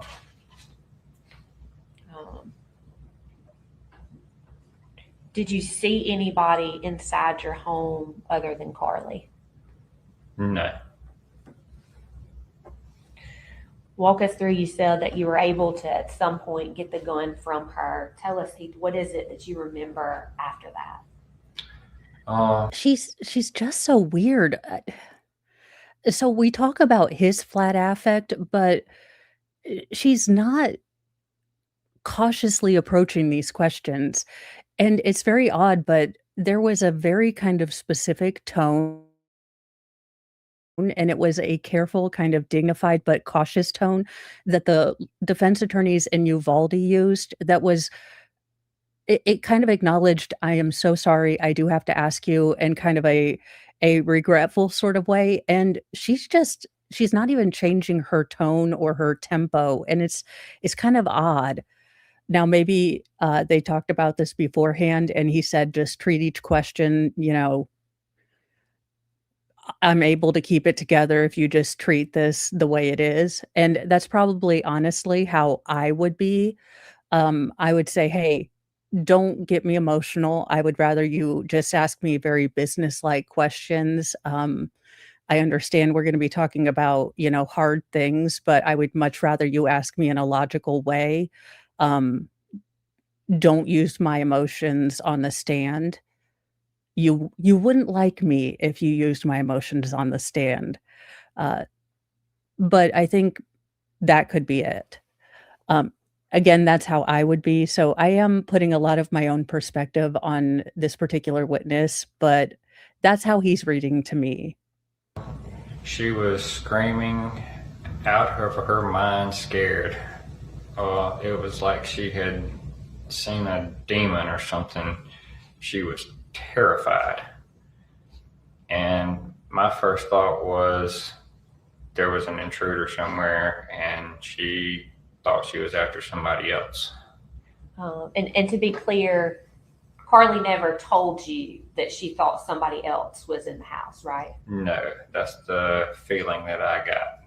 She was terrified out of her mind. And at that time, you did not yet know that your wife was dead, right? No, not at that time. So Carly's scared. She's screaming when she shoots at you. How many shots went off from that gun? At that time, there was 3. What type of gun was it that you took from Carly? It was my Taurus revolver. And what type of what caliber weapon is that? So the gun is a .357 Magnum, but I think it had 38 special rounds in it. You can, if the gun's a .357, it can also shoot 38s. A little bit lighter recoil. And what color was that gun? It's just the gun matte silver. Prior to taking it out of Carly's hand, where was the last time you saw that gun? Ashley kept it on her side of the bed. So it had been there for probably a couple of years. When you say on her side of the bed, was it on a nightstand or was it somewhere else? I think she kept it. We had little cubbies underneath the edge of the bed. The mattress is sitting up on. I think it was sitting up under there. Between the mattress and the cubbies, Well, I underneath think the it was mattress? I think she just had it in a cubby under there. Was the gun just loose or was it in some sort of holster the last time you saw it? I do not recall that. It was a while back. It had been sitting for a long time. Did you have other guns in the house on that day? Yes, I had an old shotgun that I've had for years that's unloaded in the closet, and I had an AR that I had gotten. It was also unloaded in the closet. Were there some other guns maybe in a safe too somewhere? There was a Glock in the safe. There was a BB gun probably in the house somewhere too. I don't know. Do you know if Carly knew the location of any of those guns?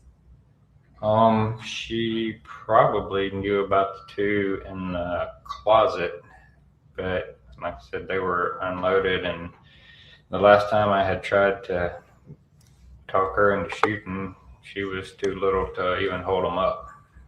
They're heavy, big. And you had several guns in your house. Did you and Ashley ever go shoot guns? Yes, we did. That was something y'all enjoyed doing together? Yes. When you took the gun out of Carly's hand, what did you do with the gun? I was holding on to it, and like I said, I, at that time, thought there might be someone else in the house, like an intruder or something. So I immediately started checking the house and looking for Ashley. Did you attempt to call Ashley also? I did. I want to take just a step back, Keith. You get the gun from Carly. You said that she was screaming. What did she do next? She fell back into the kitchen island, just kind of straight back onto her butt, and was screaming, jumped up, ran out the back door. And I mean, I'm still pretty quick and agile, but I knew I couldn't catch her. She was moving so fast. Now, the one thing I have a hard time taking his word on is Carly's sort of state of mind. It's just because he has seemed so incredibly distant and maybe a more hands-off bonus dad that and it's hard to know if he's reading fear or irritation on her correctly. So I do genuinely believe that he feels that she was scared. I'm just not sure if what he was perceiving is what Carly was actually feeling. So that's where I'm stuck right now. She ran out the back and took off, and I knew I wasn't going to be able to catch her, so I turned around, stepped back in, and I locked the back door behind me. Do you know why you locked the back door? Because I was thinking there might be someone else out.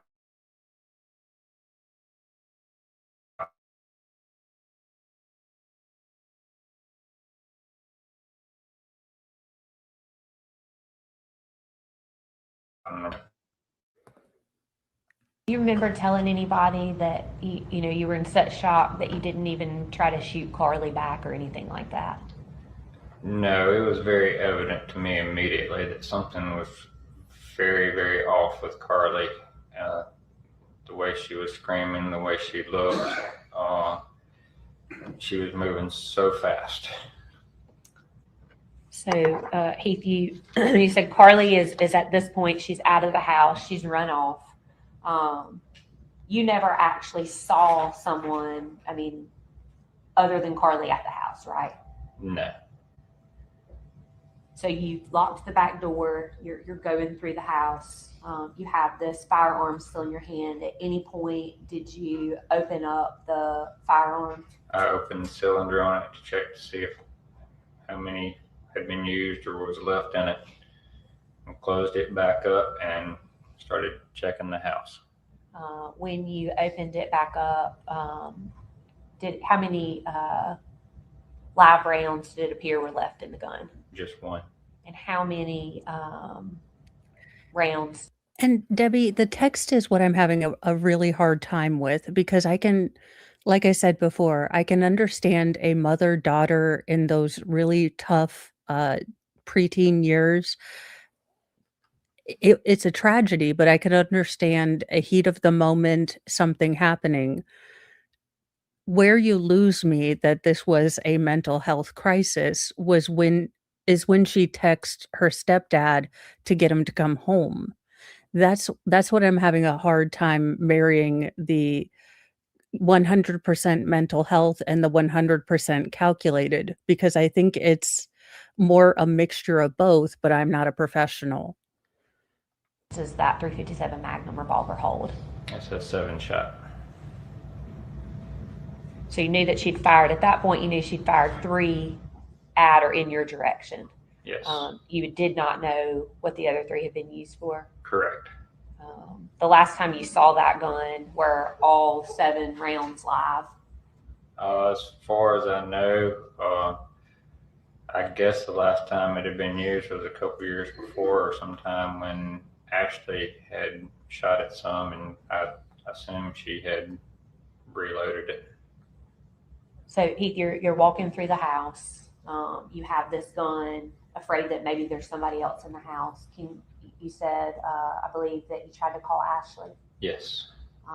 Did she answer? No. Did you find her phone? Found her phone. It was on a counter in our living room. Was there a second phone beside it? Yes. Did you recognize?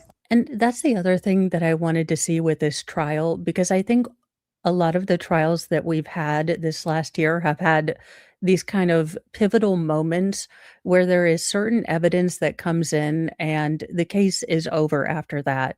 In the Corey Richins, it was the walk the dog letter. In the Tanner Horner, it was obviously the video and audio evidence. And then in this case, it's also going to be video evidence. So I'm again wondering, because I openly said in the Corey Richins trial that I know that there's, bad stuff that's going to come in, but she was the first defendant that visually could pull off the damsel in distress. I mean, then her face told on her, but the diminutive, kind of very waifed like, she would bring out protective instincts in certain type of people, but then, like I said, you heard all of the hideous stuff about her. So, I am wondering how I will feel after the video. The other phone. I didn't really stop to look. Darvader, I grew up in an area where pew-pews were rare and used only for hunting, so I apologize if this question is naive. Are they not required to have pew-pews locked up, etc., where this is? Mississippi might have different laws. I know some areas require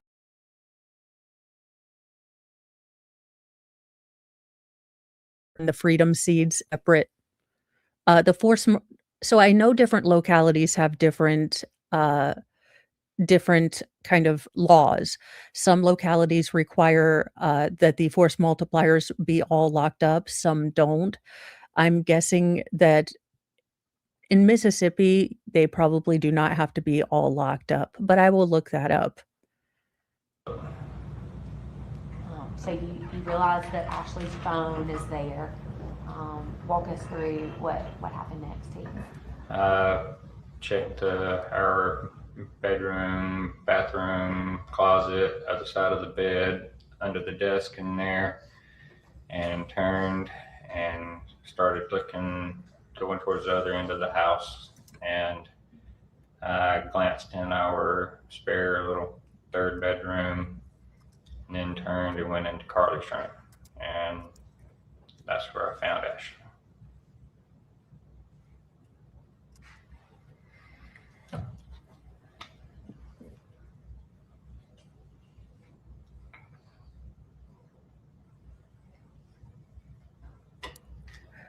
Okay, for right now, according to ChatGPT, for Mississippi, there is not a broad safe storage or child access prevention law. Now, you might see, and I don't appreciate the legislator doing this, but you might see a push for a state law after this case. I don't like legislating on a case by case basis. I think if we write the laws in a clear and easy to understand way and enforce the laws that are already on the I'm always in favor of seeing if laws that are currently on the books can be used rather than, litigating, basically legislating for one case. Now, there are no general requirements that force multipliers be stored in a safe or locked in a container or have a trigger lock. Now, there are some related liability and law concerns. A parent, guardian, or custodian could face criminal penalties for knowingly allowing a minor under 18 to possess or carry a firearm. It's illegal to encourage or help a minor carry a firearm on school property. And in certain regulated settings, such as some childcare or youth facilities, firearms have to be stored in a certain area. Right now, it's recommended but not required. I didn't imagine it would be. In my opinion, if you're going to have a deadly weapon, then you need to be able to store it safely and teach all of the children. We live in a rural area. I've sat all of my children down and told them, in the situation, if you find a a force multiplier. It is a weapon. If it looks like a force multiplier, you do not touch it. It is not a toy. You come get mom or dad. We don't touch it. These are not toys. And my kids will get really upset because, usually once a week before they go into the forest, I say, "Hey, what happens if you find something?" "We come and tell you." Well, yeah, there are certain things that I'm very vigilant about because I do a lot of morning news, and I'm tired of kids finding a force multiplier thinking it's a toy.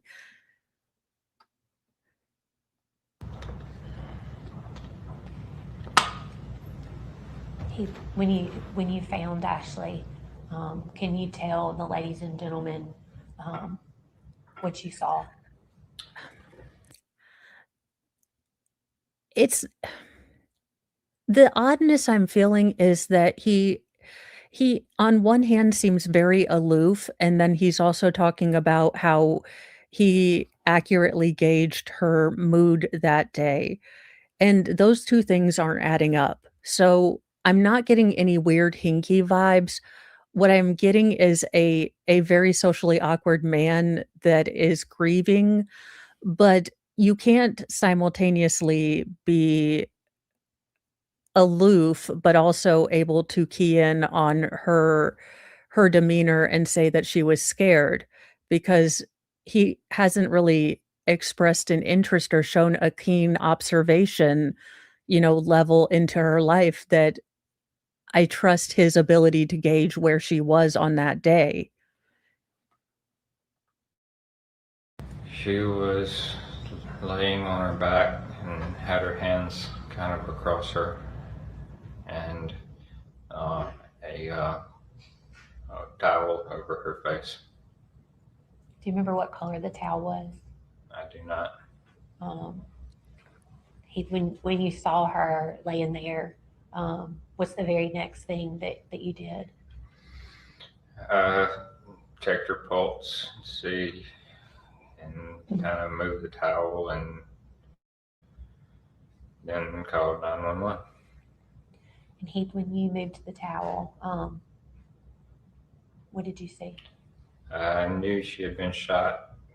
There was blood around, but I don't really recall exactly where. Somewhere in the right side of her face there.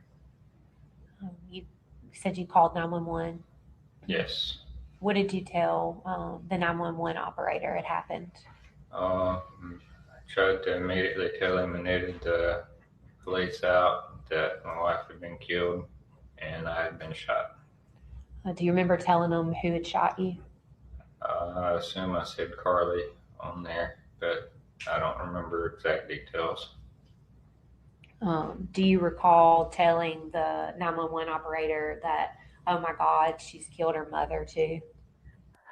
Tammy, we are actually watching for the first time the Carly Gregg trial. Now, there was a hearing this week at the Supreme Court. The defense has claimed a lot of different things, but mainly the sentencing goes against some of the guidelines for minors, that, a life sentence without parole has to be taken or considered only for the most heinous of crimes. And after a specific hearing, that doesn't seem like it happened. Now, I do want to go through the actual documents of what the appeal was about, because I don't think either side did a really good job in oral arguments, getting across what they wanted to in the motion or in the oral arguments. So I will be looking at that. I don't understand. I have not been impressed with the state at all. I don't understand their reasoning for asking really stupid questions. Why are you asking this man, when he looked at his deceased wife, what color the flippin' towel was? We heard the 911 call. Again, it's this real disconnect in this trial with kind of the professionalism. I don't know. There's just I can't seem to get like a base read on any of them. It's very odd. They're all just like 10% askew of of the uncanny valley. Like, there's just something that little hair off, and you can't place it about everyone in this trial except for the judge, who I seem to like. I don't recall saying that, but it's very possible, I guess. At that point, Heath, did you think that Carly was the one that had killed her mother? I didn't know what was going on at that point. I kind of went into shock there. At some point, and again, ladies and gentlemen, Heath have seen some of the body cam footage from that day, but at some point, someone from the sheriff's department does come to your house. Yes. Walk us through what you remember happening once he gets there. I don't know much there other than I got out the front door and just laid down on the front porch. And it's pretty safe to say that you were still in a state of shock. Yes. Again, if I were a juror,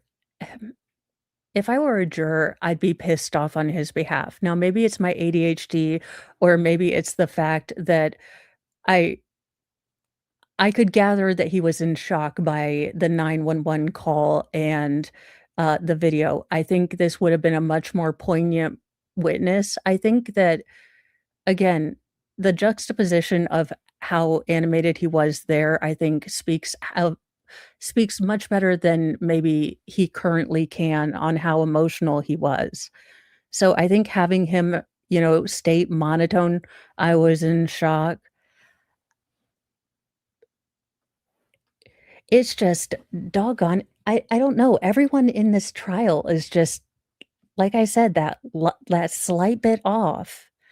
And maybe it's just me, but it's the weirdest. Yeah, also, why does she not have any pores? How many layers of makeup is that so you don't have pores? I mean, look, there is something mommy dearest about those eyebrows, and I know I have an eyebrow fixation, but every time it cuts to her, I'm afraid she's gonna look for wire hangers in my closet. Some point where you loaded up by the paramedics? Yes. And where did they take you?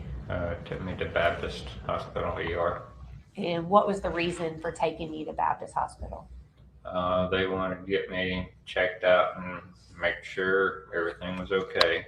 They knew it wasn't real bad or anything, so they just trying to be cautious. But you had in fact suffered a gunshot wound. Yes, they.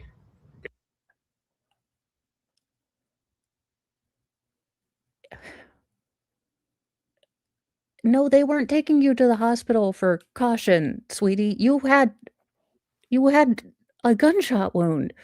It's this minimizing thing that I don't quite get. And then the state maximizing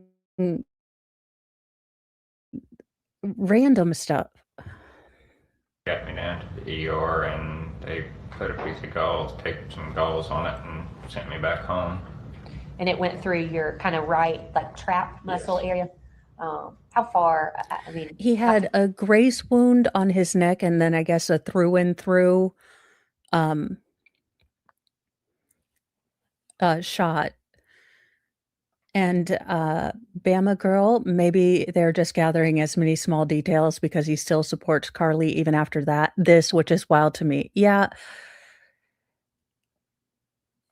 I didn't understand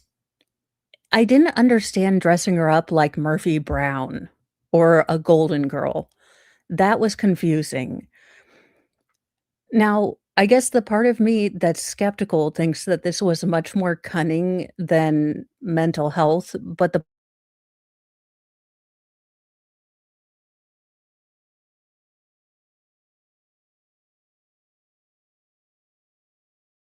that probably is dealing with a lot of things. I don't think we're getting the full story of what went on in this house.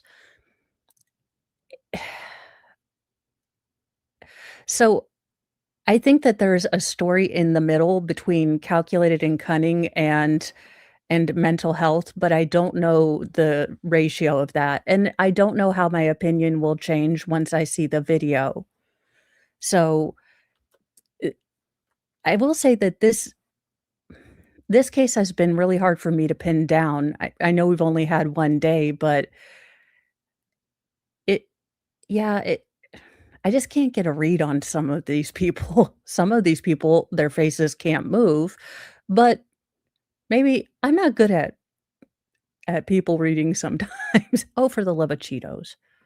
Pick on you. You don't look like a very large man. He's pretty average size. I mean, would you agree with me that where your trap muscle is and your head are about 6 inches apart?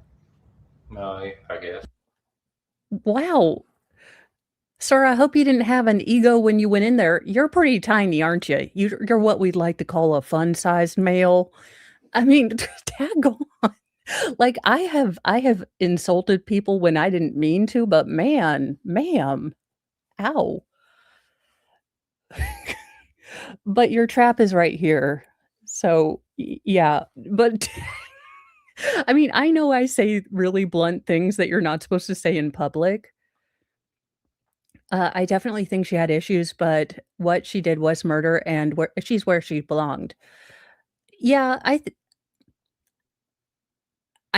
I don't know if life without parole would be my vote. I think I would offer parole though, but I don't with the understanding that parole is not as easy as people fear it is when they do make, and unfortunately, sometimes it is really, really easy, but for very, very public cases like this, Susan Smith will probably never get out. I'm trying to think of who else. Oh, Diane Downs will probably never get out. Yes. So that shot was pretty close to your head. It was close, yes.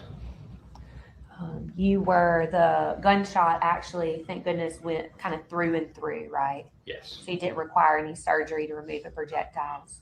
No. In fact, Heath, I think you were actually, excuse me, I think you were actually released to go home that evening. Yes, like I said, they tacked a piece of gauze on me, and I don't. But could he go to his house? Imagine this man. So you're released from the hospital. Your home is probably a crime scene. Your wife is gone. Your stepdaughter did it. I mean, the fact that this gentleman, I hope he is getting the support and mental health care he needs. Because I couldn't imagine that. I couldn't imagine getting released from the hospital with a, through and through gunshot wound and having no home to go back to, essentially. I hope he had family, and I hope he is getting support, because like I said, I've walked through some tough things, but doggone is that some tough crap to walk through. I remember him doing a whole lot else. And the night was probably pretty hectic as far as telling people what happened and what was going on. At any point, did you ever tell anyone that it was someone other than Carly Gregg?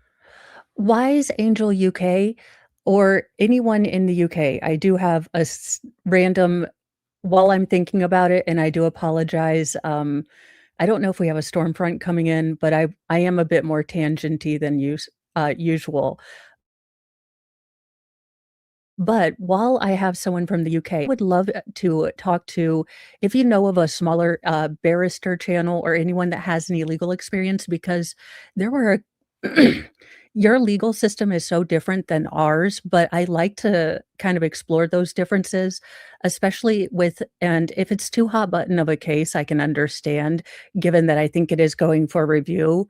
But there was a case in juvenile court in which 3 young men from the traveler community, were convicted of 2 separate acts of SA, of young girls, and I believe they filmed, at least one of those and used a knife in the other. Well, I'm seeing if he'll talk with me. He's got, like, 8 channels, and he's huge, so I don't know if he wants to deal with a random redhead from America, but I'm willing to try. But I was curious because you guys are allowed to, Yes, I'm having a little bit of internet stuff. We are going to do a factory reset on my tower. I'm done uh, with trying to fix it or fiddle things. We are just going to undownload and re-download stuff this weekend. I'm a bit glitchy today. But the curious thing is that if enough people disagree, so let me go back to the story, sorry. So these 3 young men were tried, in a juvenile court, and the judge decided that they did not need any jail time. Now there are different levels of rehabilitative care, um both. But believe me, if I had my way, yes. But, the judge gave them an incredibly lenient sentence, and in the UK, you anyone, not just people that are involved with the case, can write to the attorney general, if there is a case that they believe was adjudicated too leniently, and that, along with the fact that you guys, don't have double jeopardy and just kind of the different legal thoughts behind that. Obviously, I'm not a, you know, lawologist, but it would be interesting to talk about those differences because I know that there have been a lot of, there's been a lot of verdicts that people have disagreed with, and how different would our American system be if people could call in and, basically say, "We don't agree with what the judge did. We don't agree with the sentencing. We believe it should be harsher." It's definitely interesting. And I'm not sure if it's better or worse. I'm not really fighting like blood sport, just the inherent differences in that, and how I know as an American, the fact that you guys, can bring cases again and again if there's new evidence is completely anathema to me, and you guys are the same way towards us in the fact that even if new evidence comes in because of double jeopardy, we can't, retry someone, so both sides see the other side as a bit odd for the way they think, but I do like the differences, and there are a couple of cases that, um again, I don't wanna be insensitive as an American,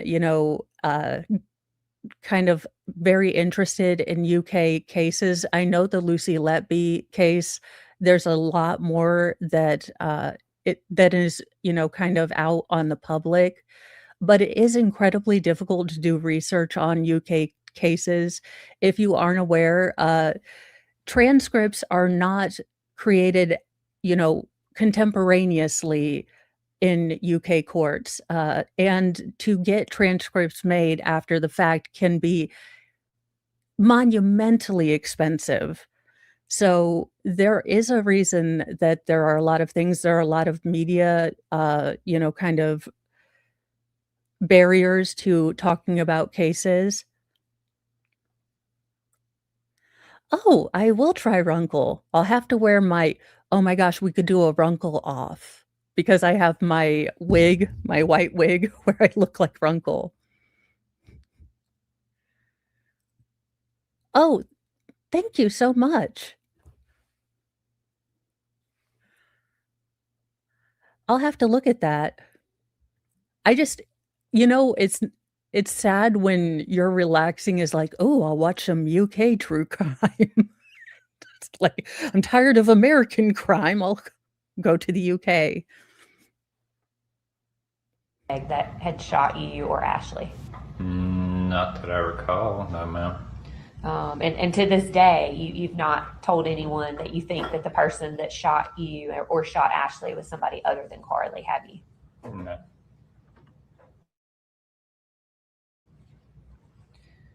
We talked a little bit about law enforcement being at the house that night. At some point, they kind of released the scene back over to you, right?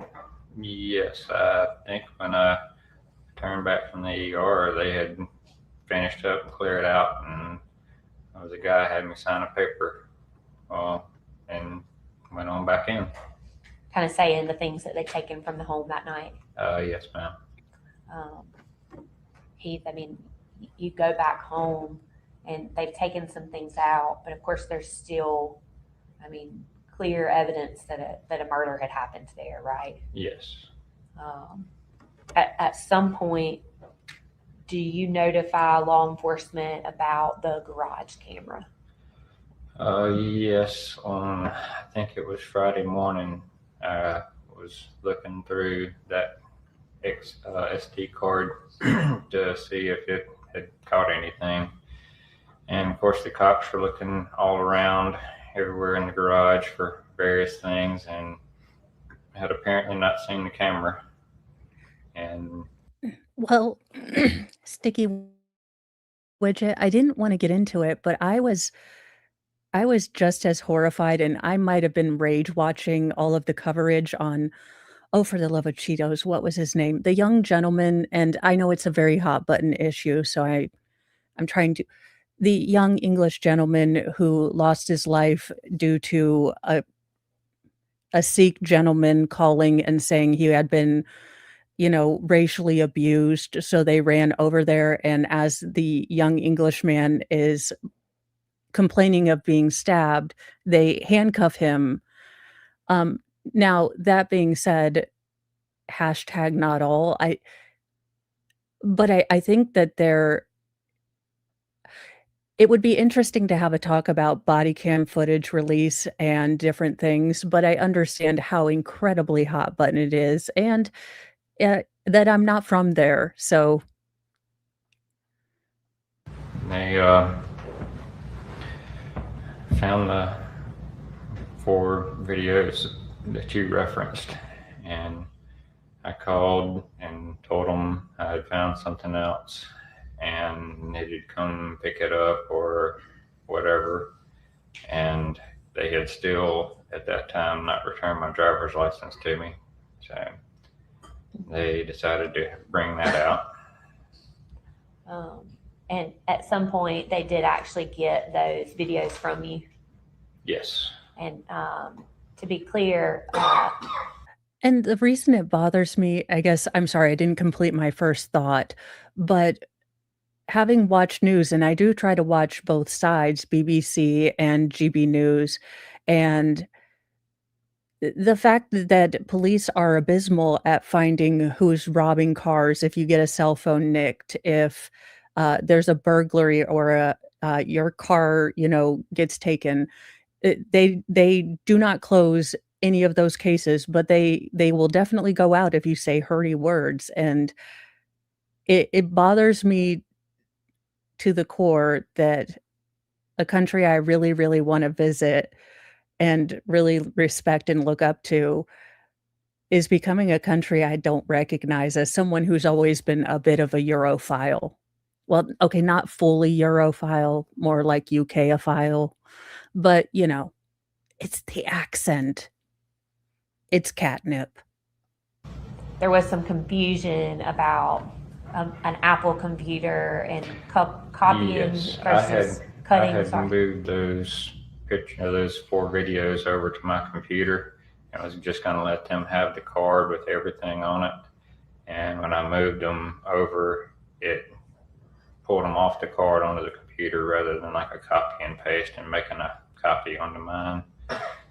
So the officers came back in and were talking to me about tampering with evidence and possible charges of messing with evidence, even though I called them out there to come get the card.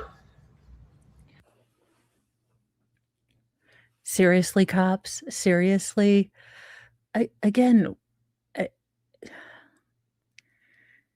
This case is so odd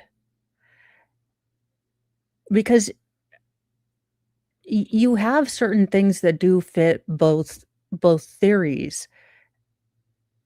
You've got the whole, I can totally understand a mother and a daughter blowing up and something happened, but then you have the deeply calculated and cunning manipulation of getting the stepdad home.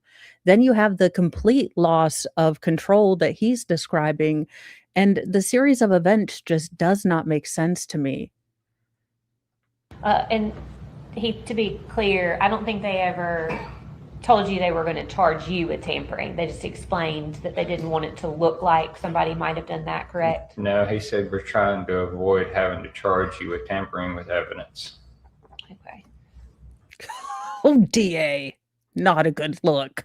Hey, DA, maybe if you want someone to be your star witness against the defendant, don't threaten a victim of the crime with tampering.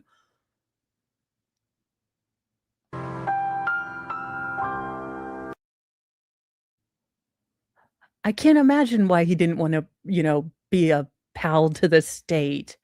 Holy crap balls, seriously? At that point, you're still pretty much in a state of shock, right? Yes, there was 4 or 5 of them in my bedroom. Okay, what's the name of the one with a really sarcastic nun and she's got a bunch of schoolgirls? Because I need to download that from like Amazon Prime. I think it's called Dairy Girls. But whoever the sassy nun is, she's my spirit animal. Also, 8 out of 10 cats. One day I will get on there with Neil and Richard Iowati, and we will score no points, but we will make Jimmy Carr die of laughter. My first exotic. Does that? Exotic. Ec- Dexterity. Oh, congratulations. After like 3 months of it existing in the game. Congratulations. And in fact, if that was said to you, that would certainly not be indicative of what you would want to, how you would want to be treated, right?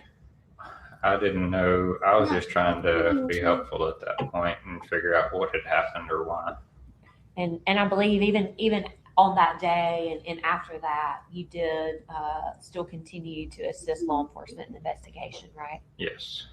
At some point, you decided that you no longer wanted to communicate with the state or law enforcement, right? Yes. After a few things that had happened, I went and got a lawyer. Let's see. You talked about you told us about the garage camera and the incident. And to be clear, this was just an honest mistake. And I think that was relayed even by the officer and you, that this was, instead of copying and pasting something, you accidentally cut and pasted something. Yeah, I mean, that's a new laptop that was sitting there. I was got it rather than a Windows computer this time to try out. And when I realized that mistake, I said, you can take the whole computer, just whatever, and I had it sitting there open. So he just moved it over, got on the computer and moved it over himself, one of them. At that time, no one had been able to find the camera from the kitchen. Is that right? Correct. Where all, if you would tell ladies and gentlemen, I mean, we knew the camera was missing. Where all did you look for that camera? Everywhere I could possibly think of. I looked high and low through the whole house. I mean, I wasn't looking just for the physical camera. I mean, it's a little shorter than that water bottle probably, but I was looking through small stuff even for the SD cards. Okay, English, can we talk about your casual use of torture on game shows? Now, I'm here for it unless I'm a contestant, but the loud noises and the shock chairs, I mean, dear God, and y'all want them to do math and spelling during the countdown? There is no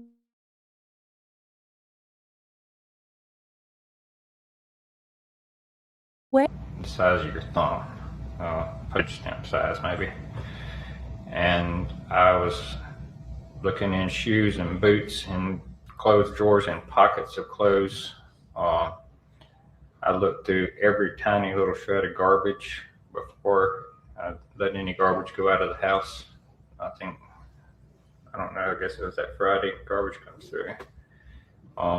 Everywhere I could look for, and I continued to look for it for a long time. And law enforcement had been at your house and also had searched kind of high and low in the home looking for that too, right? After I got them to actually, look for it the second time around, they didn't seem to be too interested in finding it at first. Are you aware that they also went and searched outside, looking everywhere between your home and where Carly was found? I know they looked in the backyard, and one of them was kind of looking over the fence just to see if anything had been thrown anywhere. At some point, was that camera found? Yes, I later found it. As a lot of y'all know, when something happens, everybody always brings tons of food over, and the refrigerator had gotten just packed full of stuff, and we were slowly trying to clean that stuff out and get rid of it over time, and I found the camera back. It was actually back behind some water bottles about like that in the back of the fridge. Was that the same day, Heath, that law enforcement had been looking for the camera at the house? Yes, that's the third time they came out to search the house and the yard and all around. They searched and didn't find anything. Howdy, Atheist Aunt. How are you doing? Good afternoon. Yep. I haven't seen you in a while. Hope you are doing well. Like I said, I know that my anxiety with him is that he is so flat that I can't get a read on what he's feeling, and that's always very discomforting to me. So it's much more of a personal thing. But I love that people wanna help, and that's the good thing is that even when we can't figure out what we should do, we can make you funeral potatoes. So and the sad part is it's definitely, it it's definitely sweet that everyone brings food, but I find that I'm never in the mood to eat when I'm really anxious, so unfortunately, it now the kids love it, but Who was there when you, who found the camera? I did. Who was there when you found it, Heath? My mom was there, and like I said, law enforcement had just left a few minutes before. And based off your prior conversation with them, you wanted to make sure that they were in fact the ones that came and got it, that you didn't mess with it, right? Correct. And so what did you do to let them know that you'd found the camera? I called back the number that I had for Mr. Zach Cotton, and I don't know, I guess that goes to our front desk, and they had to patch me through somehow, or he called me back or something. I don't remember. Okay. And what's your understanding of who Zach Cotton is? He had given me his card to contact him. I'm just assuming he was like the main investigator. And I want to take you back a step, and we'll come back to the camera, Heath. I mean, you had actually come into the sheriff's department. wait a minute. Why does ostensibly the surviving victim in a case not know who the lead detective is? Now, I can understand him maybe not remembering his name. I'm a more of a face kind of nickname person. So I can understand him maybe not knowing the name, but the fact that he's still a little fuzzy on who the lead investigator is on a case where it doesn't seem like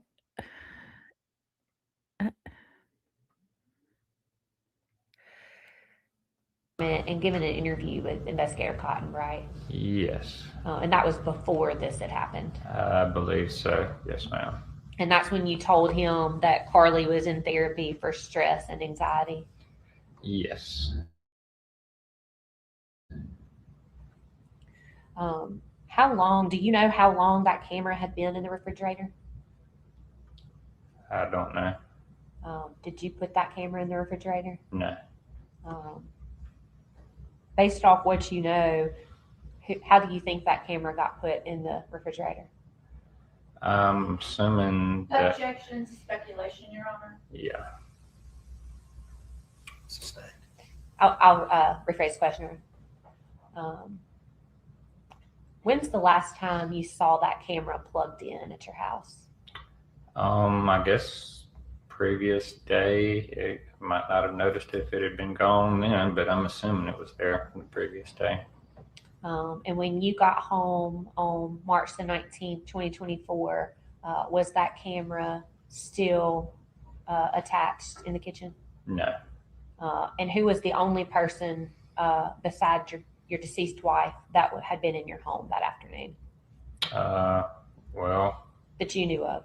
At that time, Carly, but we since found out there was another person in there.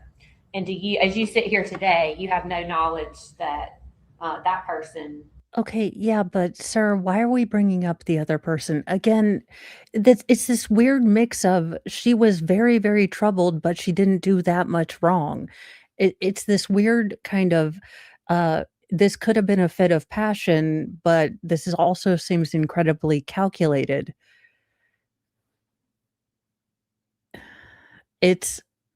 We know she did it. She had gunshot residue on her hands. Even the defense has claimed this is not a whodunit, it's a why it was done case. So why are we bringing up the fact that, yes, there was another child there, but there was obviously not enough to link them to the red rum and the attempted red rum. Moved anything in your house, right? I don't know if anybody knows. Sure. I don't know. Had she been over to your house before, the other girl? Carly had a couple friends over a time or two, and I do believe she had been there once before, yes. Did she have any direct interaction with you when she was there? No, I was laying on the couch when a bunch of them came through and said hey, and they were in Carly's room or messing around in the backyard some of the time. Well, it's like that. He seems very aloof. He's like, yeah, I was there in the house, but I wasn't there really fathering the kid. But then he's like, but that other kid there, I'd seen him once. I'm pretty sure they're the one that done it. It's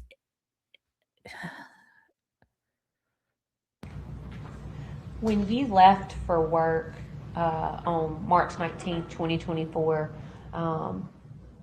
did you ever see that morning or the night before, had you seen any empty vape pen boxes?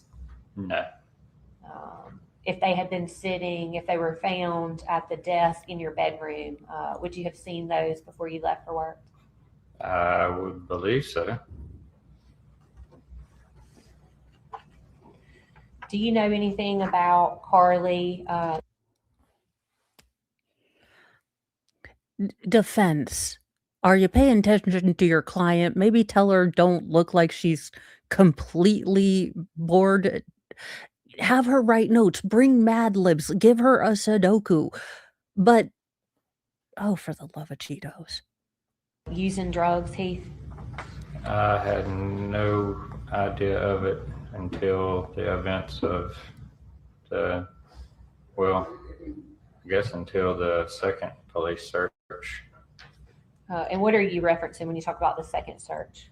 When they came back, I guess it was Friday, so after the murder had taken place, and they came out with a couple of things out of Carly's room that we had no clue of. So I don't know anything about them. It was new to me. When you told law enforcement that you'd found the camera in the refrigerator, at that point, did you give them consent to kind of see what was on that camera? Yes.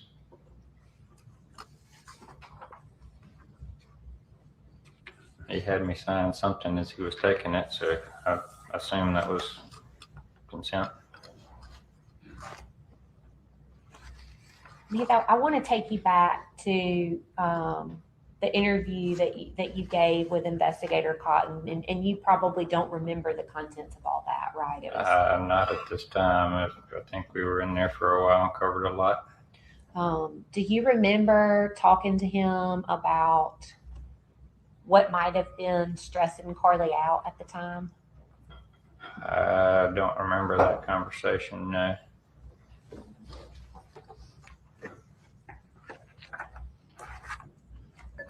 Do you remember him asking you, kind of midway toward the end of the conversation about if there was anything else that you knew about Carly or about what was going on that might be helpful to their investigation? Again, you would think if you are an experienced prosecutor, you would read that this client or that this witness is not going to remember. She already led with, "You probably don't remember." She should have said, "Would you like to refresh your memory?" Or, "Okay, well, if you need to refresh your memory, I have a transcript. Did you remember this?" "No, I haven't the faintest." "Okay, would you like to refresh your memory?" And then you should already have the transcript highlighted. It it's just yeah, it's also that she's not tailoring. She continues to try to want to elicit these emotional responses, and he's not the witness to give that, but I think he would be if she would give him some empathy. She's it it's just very they all seem just somewhat off the mark. Again, I don't remember at this point what was said there. I know y'all probably got a record of it, but I don't recall. And that's okay. When traumatic things happen, our bodies respond in certainly different ways. And I don't think anyone in this room wants to experience what you've experienced. And so I don't expect you to remember everything. She's saying the words, but they don't have the meaning behind them. If you get what I'm saying, she's talking at him. As a person who doesn't people well, you wouldn't think that I'd be able to spot these differences, but she's very much talking at him, and she's failing to notice that he has completely shut down. Because there are moments you get to see a glimpse of his personality if you get him into the kind of minutia of things. When you would talk about the dogs and things like that, you could kind of see the probably warmer person that he generally was. But I don't know what she's trying to achieve with this witness. I think it was very clear that he had some bad, interactions with the police, but he wouldn't be the one that you're gonna get an emotional response unless you handle this easily. I believe he is crud, I forgot. Chat, if anyone remembers, I cannot remember. You had a lot of questions on that day, right, about what happened? Yeah. Heath, at some point, there was a no contact order put in place between you and Carly. Yes. Did you ask the court to lift that? Yes. And since that time, you've had contact with her? Yes. At any time during your communication with Carly, has she told you that she was not the person that killed her mother? No. We have not had any kind of conversation, anything like that. Nothing to do with the case or the trial. Do you see Carly in the courtroom, Heath? Yes. If you could you point her out? Right there. And could you tell me where at that table that you pointed at that she's sitting? She's in between Mr. Camp and Miss Todd in black. And is that the same person that shot you with that .357 Magnum on March the 19th, 2024? Yes. May the record reflect. I get why he's smiling, because he's like, "Ma'am, you tried to charge me with, evidence tampering. You basically let me go home to a house. Then you tried to charge me with stuff." I'm sure they made comments to him when he found the camera in the fridge. And then you try to call him in here, and they have access to any correspondence or any calls that they have. So if they had talked about the case, I'm sure they would use that against Carly. So I understand why that smile is there, but I can understand completely how that would be misinterpreted by people who were already kind of off put by his very flat affect. Uh, so I read that as a smart ass, yeah, we're not here. This is not a who done it, like you said at the beginning. I got you during the Corey Rick. Identify the, I mean, I'm sorry, that the witness has identified the defendant. I have no further questions at this time, Your Honor. Thank you, Heath.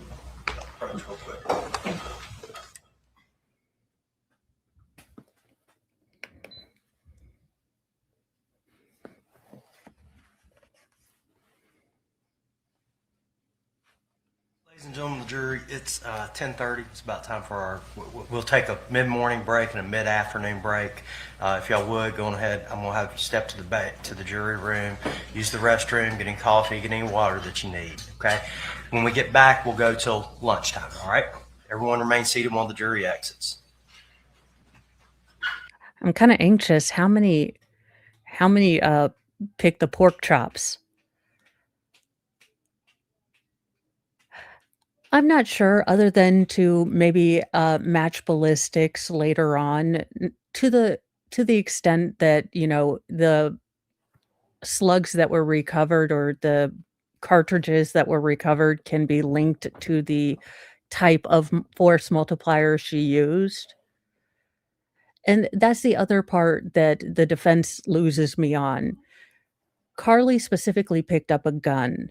I I think that that's where you lose me, that there was no intent to harm, that Carly didn't, because she picked up something that an implement that can only be used as a weapon. Had she picked up, I don't know, again, she was making a peanut butter and jelly sandwich or a ham sandwich and, you know, things went out of control and she used a knife or a rolling pin.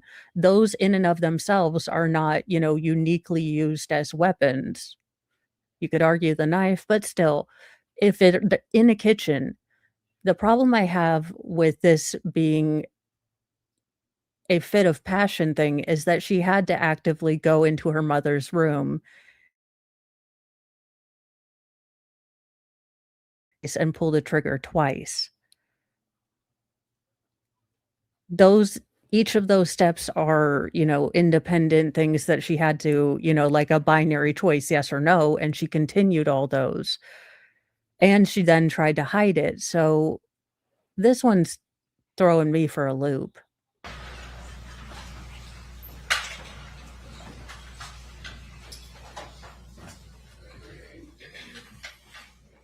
And skipping ahead.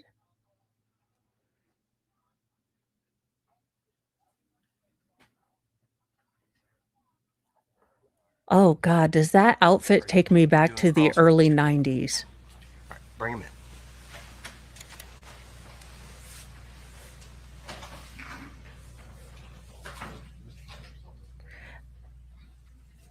They'll just slide in. Now, was this the trial where she was wearing a protective vest of some kind, or is that an ill-placed, shoulder pad?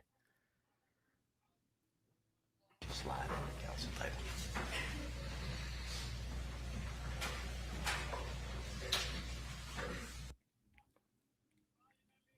Goes to a flash drive for the police. Did you have an opportunity before you were transferring them over to view those garage videos? Yes, the 4 from that afternoon.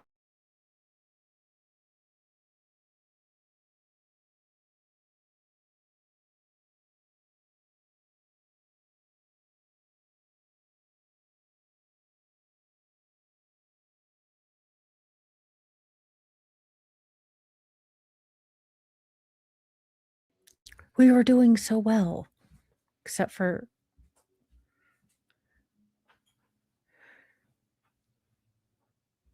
Yes.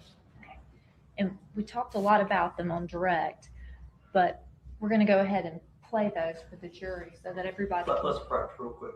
Real quick.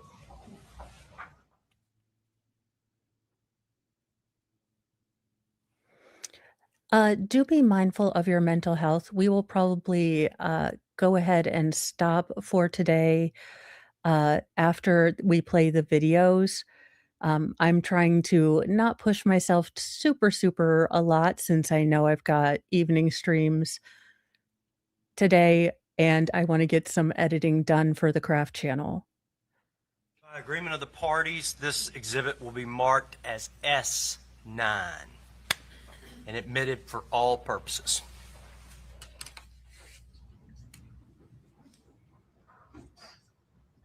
Does anybody have the CDs leave? I gave it to it's over here. This is what we'll do. We'll mark the sleeve, and then Mr. Levingston, as soon as they're finished, we'll get the DVD out. It's in there. Okay. You may proceed.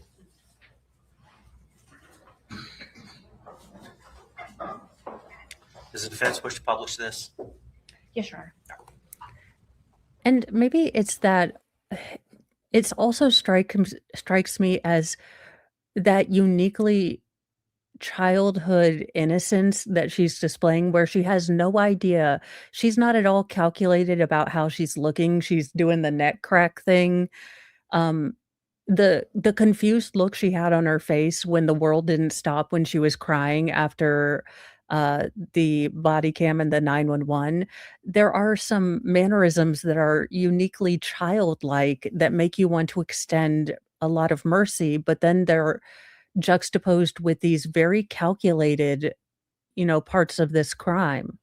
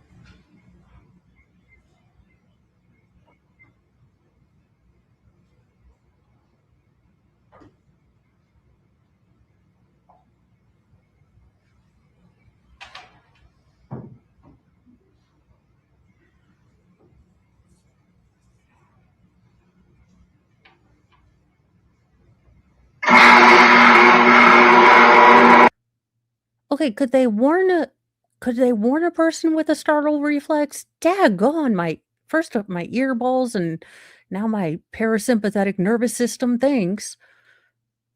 Giblets. Also, get your garage door opener. That doesn't sound healthy.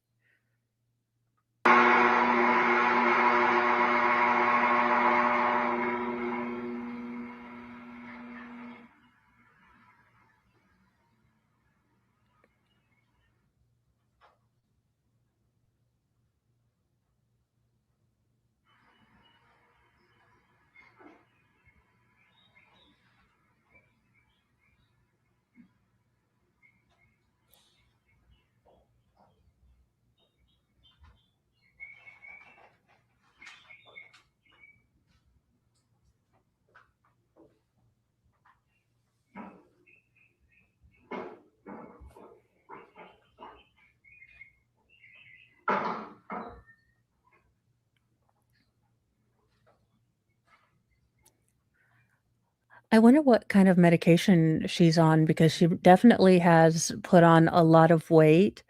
So I wonder if it's a side effect of mental health medication.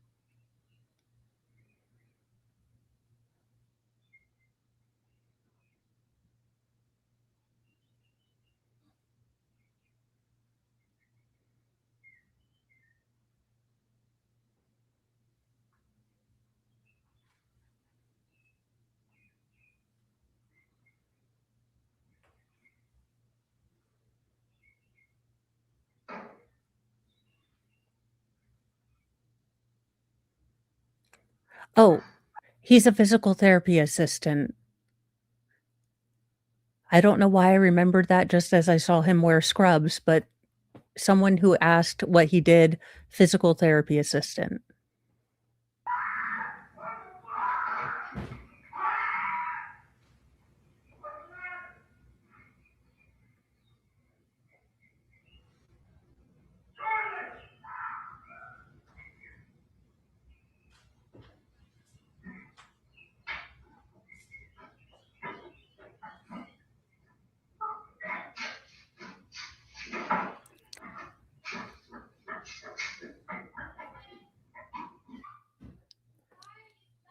That was not a fast run. Am I missing something? I mean, look, I am not a sprinter by any means. It just I'm gonna go back. Or I'm not gonna go back, but that just doesn't seem like a okay, we're gonna 'cause he was like I've never seen her run that fast. That's a half-hearted in my opinion.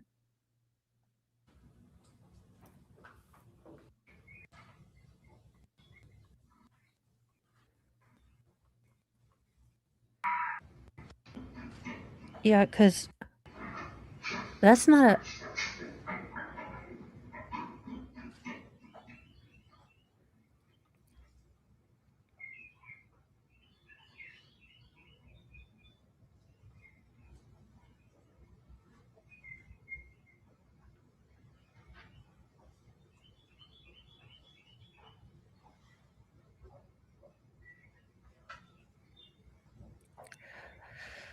So Carly and the friend she called over to, I guess, see her mother's body. Now, whether it was because she was distraught, like the defense said, or because she wanted to brag, like the state says, I don't know.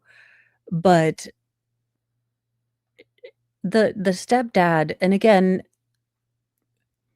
I believe he is telling the truth as far as he remembers it. I do believe that the brain in immense trauma is not built to record memories correctly. So he very well could have perceived that she was running for her life, but that was sped up at 1.25. So she was not running fast.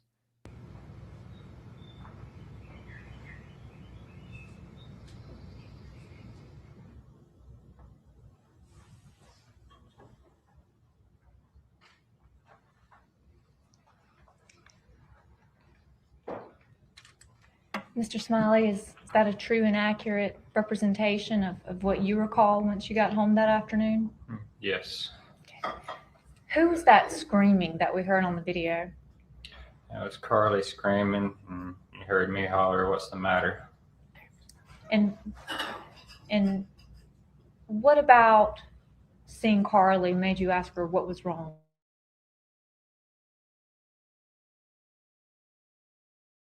What's bad wrong with Carly? Just the screaming, her eyes were just huge. Looked like she was terrified. Have you ever heard Carly scream like that before? No. Have you ever seen Carly look as terrified as she did on March 19th before? No. Would Carly have any reason to run from you? No. Mr. Smiley, can you describe the full floor plan at your house? I guess it's what you call a split. And it's got kind of on the north end, it's a master bedroom, bath, and closet. Living room and kitchen kind of in the middle, and then on the other end there's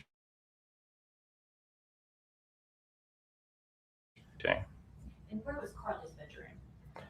it was on the southeast end of the house. And corner. you mentioned that there was where Carly's bedroom was, there was also a bathroom and another room. Yes. What did you use that other bedroom for? A lot of just general storage stuff, and had some weights, and there's a little treadmill in there. Kind of what we call like a junk room? Yeah, a lot of junk in the closet on a shelf and laying around.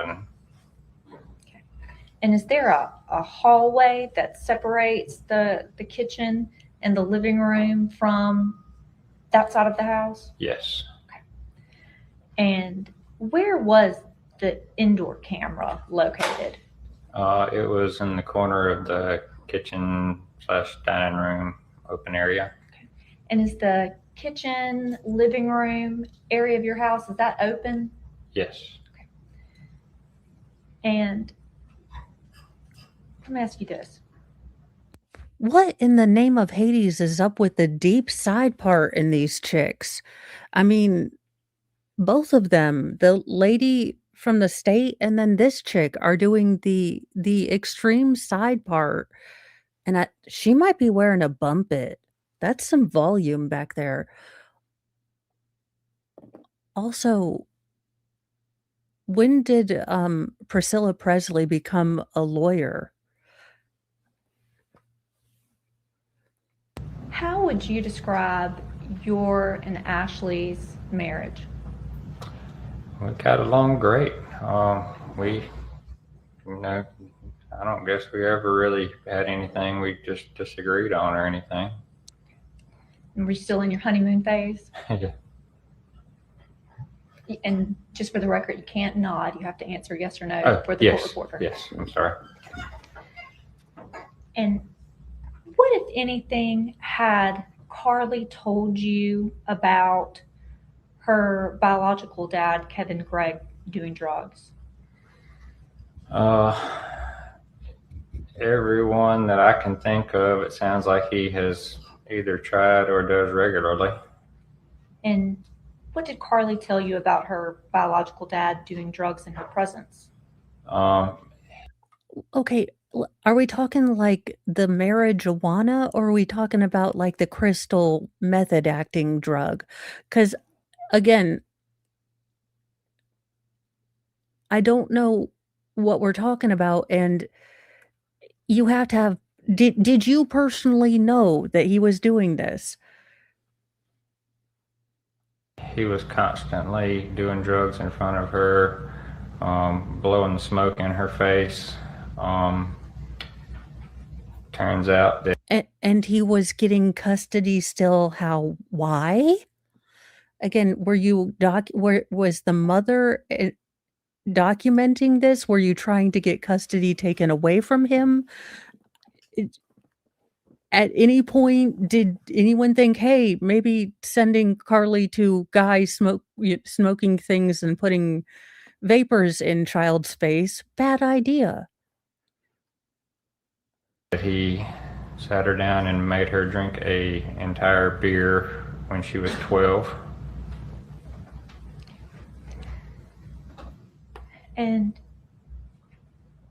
what, if anything, had Carly told you about her dad offering her drugs during her visitation periods? Not sure on that, but I think she said they were laying around all over the place throughout his house. And I think he had tried to get her to do some various things at one point or another. And would you say that Carly was scared of her dad? Yes. She did not. Okay, so the mother, who is a mandated reporter as a teacher, knows that her daughter is going to a drug-infested place where she has not only been exposed to beyond paraphernalia, but probably has some in her system, and no one was fighting for custody. It was honky-dory. Because again, make this make sense to me. Something is not adding up. They were either this great family who had finally gotten away from this drug abusive, ex-husband and father, and then the mother is allowing her to go there. Again, I understand that the family court system is really screwed up, but I have a feeling if the father, the way things are set up, if the, mother said that the dad is a current habitual drug user, and she wouldn't let him have, visitation until he had a clean drug test. I wouldn't see any family court denying that. Not like having to go up there, and she was not herself for a day or two after coming back.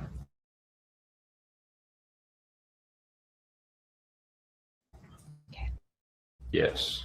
Anytime they spoke of him, it was like deer in the headlights. They would freeze up and be shaking sometimes if they were talking about him.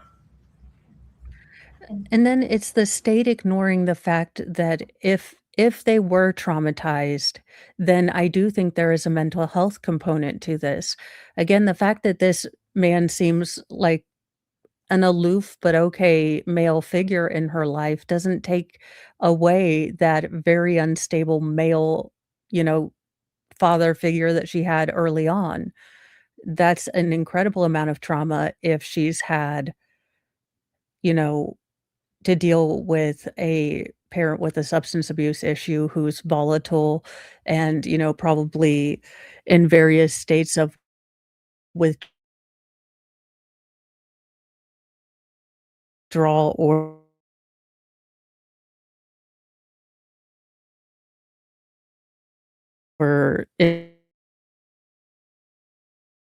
intoxicated stable home doesn't erase that previous trauma, but I don't know how much of this is a reaction or calculated.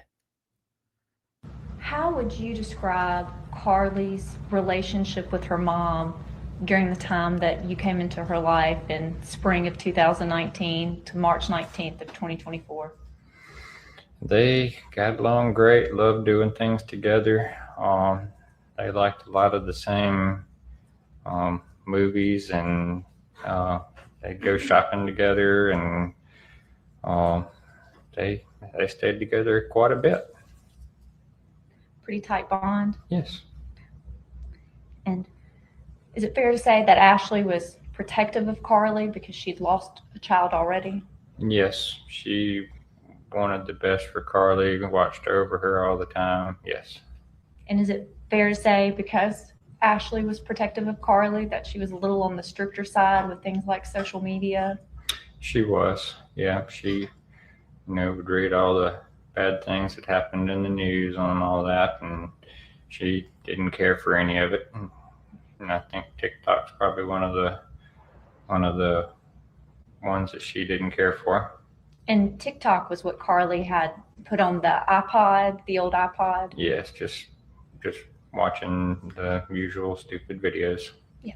And we've heard the phrase burner phone a few times, but when we're hearing burner phone, are we talking about the old iPod? Yes. Okay.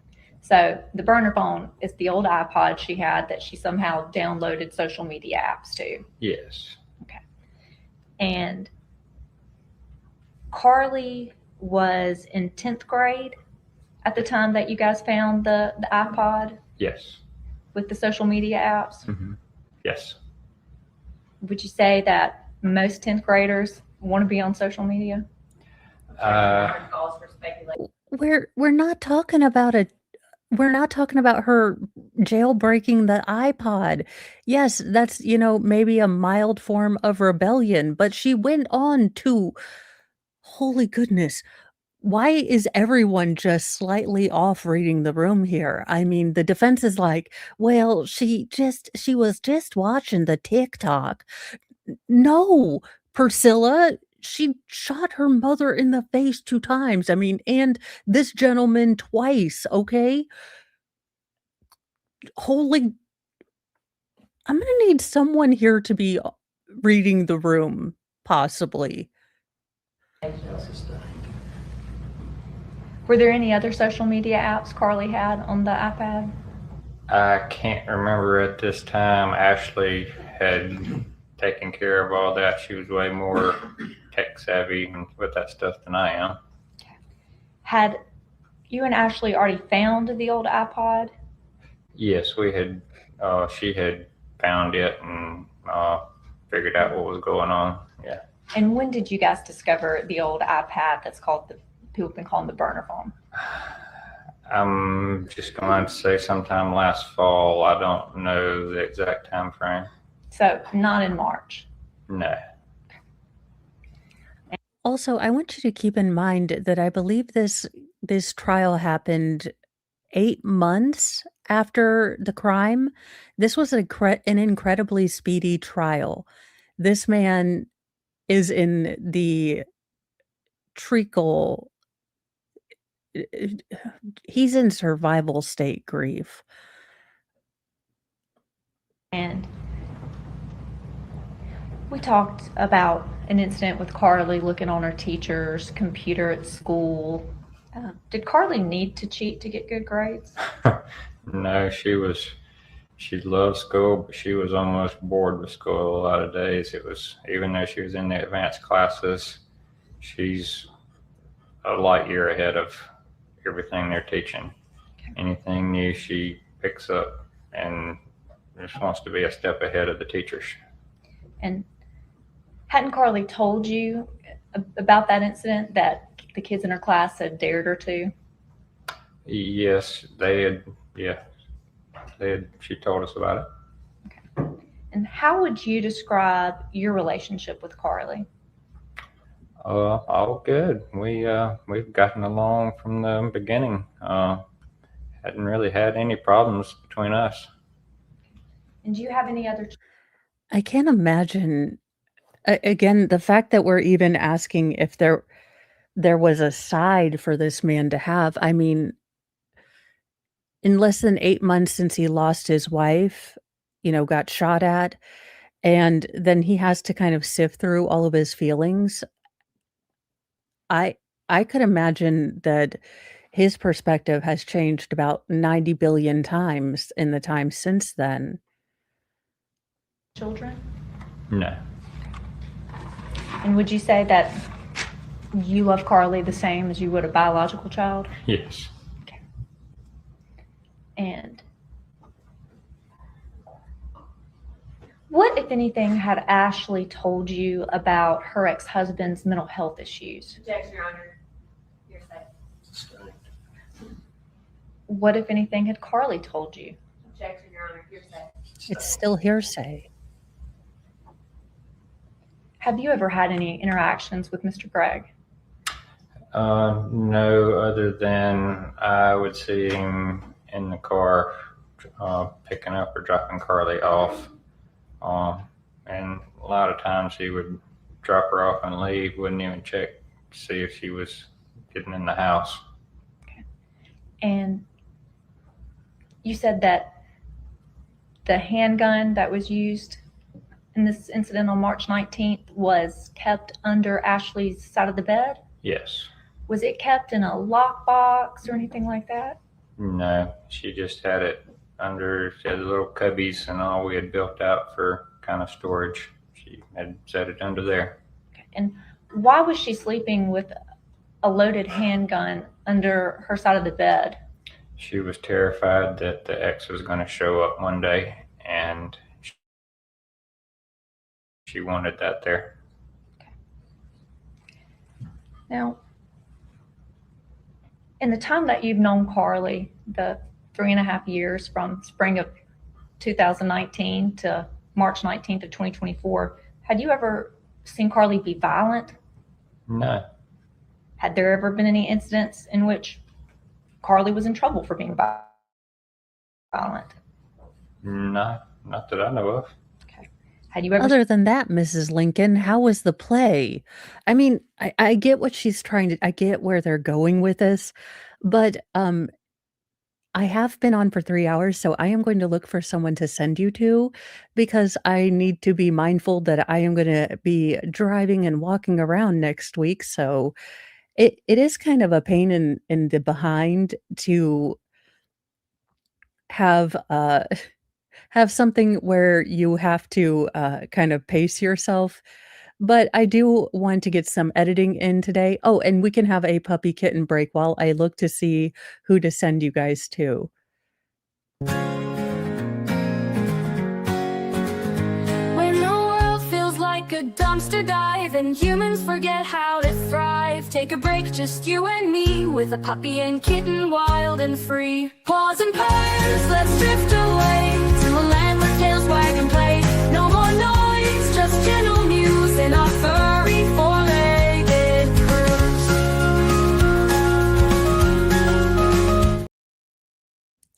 I'm actually kind of proud of myself. I know it's silly, but I am trying to learn to read the signs that my body is getting, tired and not wait till I'm, really, really done. And I am sending you over to Pretty Lies and Alibis. She is at CrimeCon. I am stinking jealous. I definitely want one of these years to go to CrimeCon, but I'd much rather be in Dollywood next week. Just because I know everyone at Dollywood, but one of these days they need to have a CrimeCon in Indiana. So I am sending you over to her, but definitely now that I have my mobility chair, nothing is stopping me, not walking. So I will see you guys in a little bit. I will probably be on Friday night. If people send me invites, I will definitely hang out with them. Nick usually sends me one for his Friday night stream, so I will be hanging out and doing. Well, yeah, that is the one problem. But it'd be nice to see all the people that I've kind of, spent time watching in one place. But it is a whole lot people-y. I don't know. Anyhoozle, I will see you guys probably tonight, and then we will be. I will be probably busy doing a lot of video recording this weekend, so I don't know how much live streaming I'll be doing, but that way you guys can get videos all through stuff. Well, as I'm traveling and things like that. So, fingers crossed. Well, the computer will be fixed and, rebaptized this weekend. I will not use a Louisville Slugger on it, though I am tempted. And I will see you guys very soon. Bye, you guys.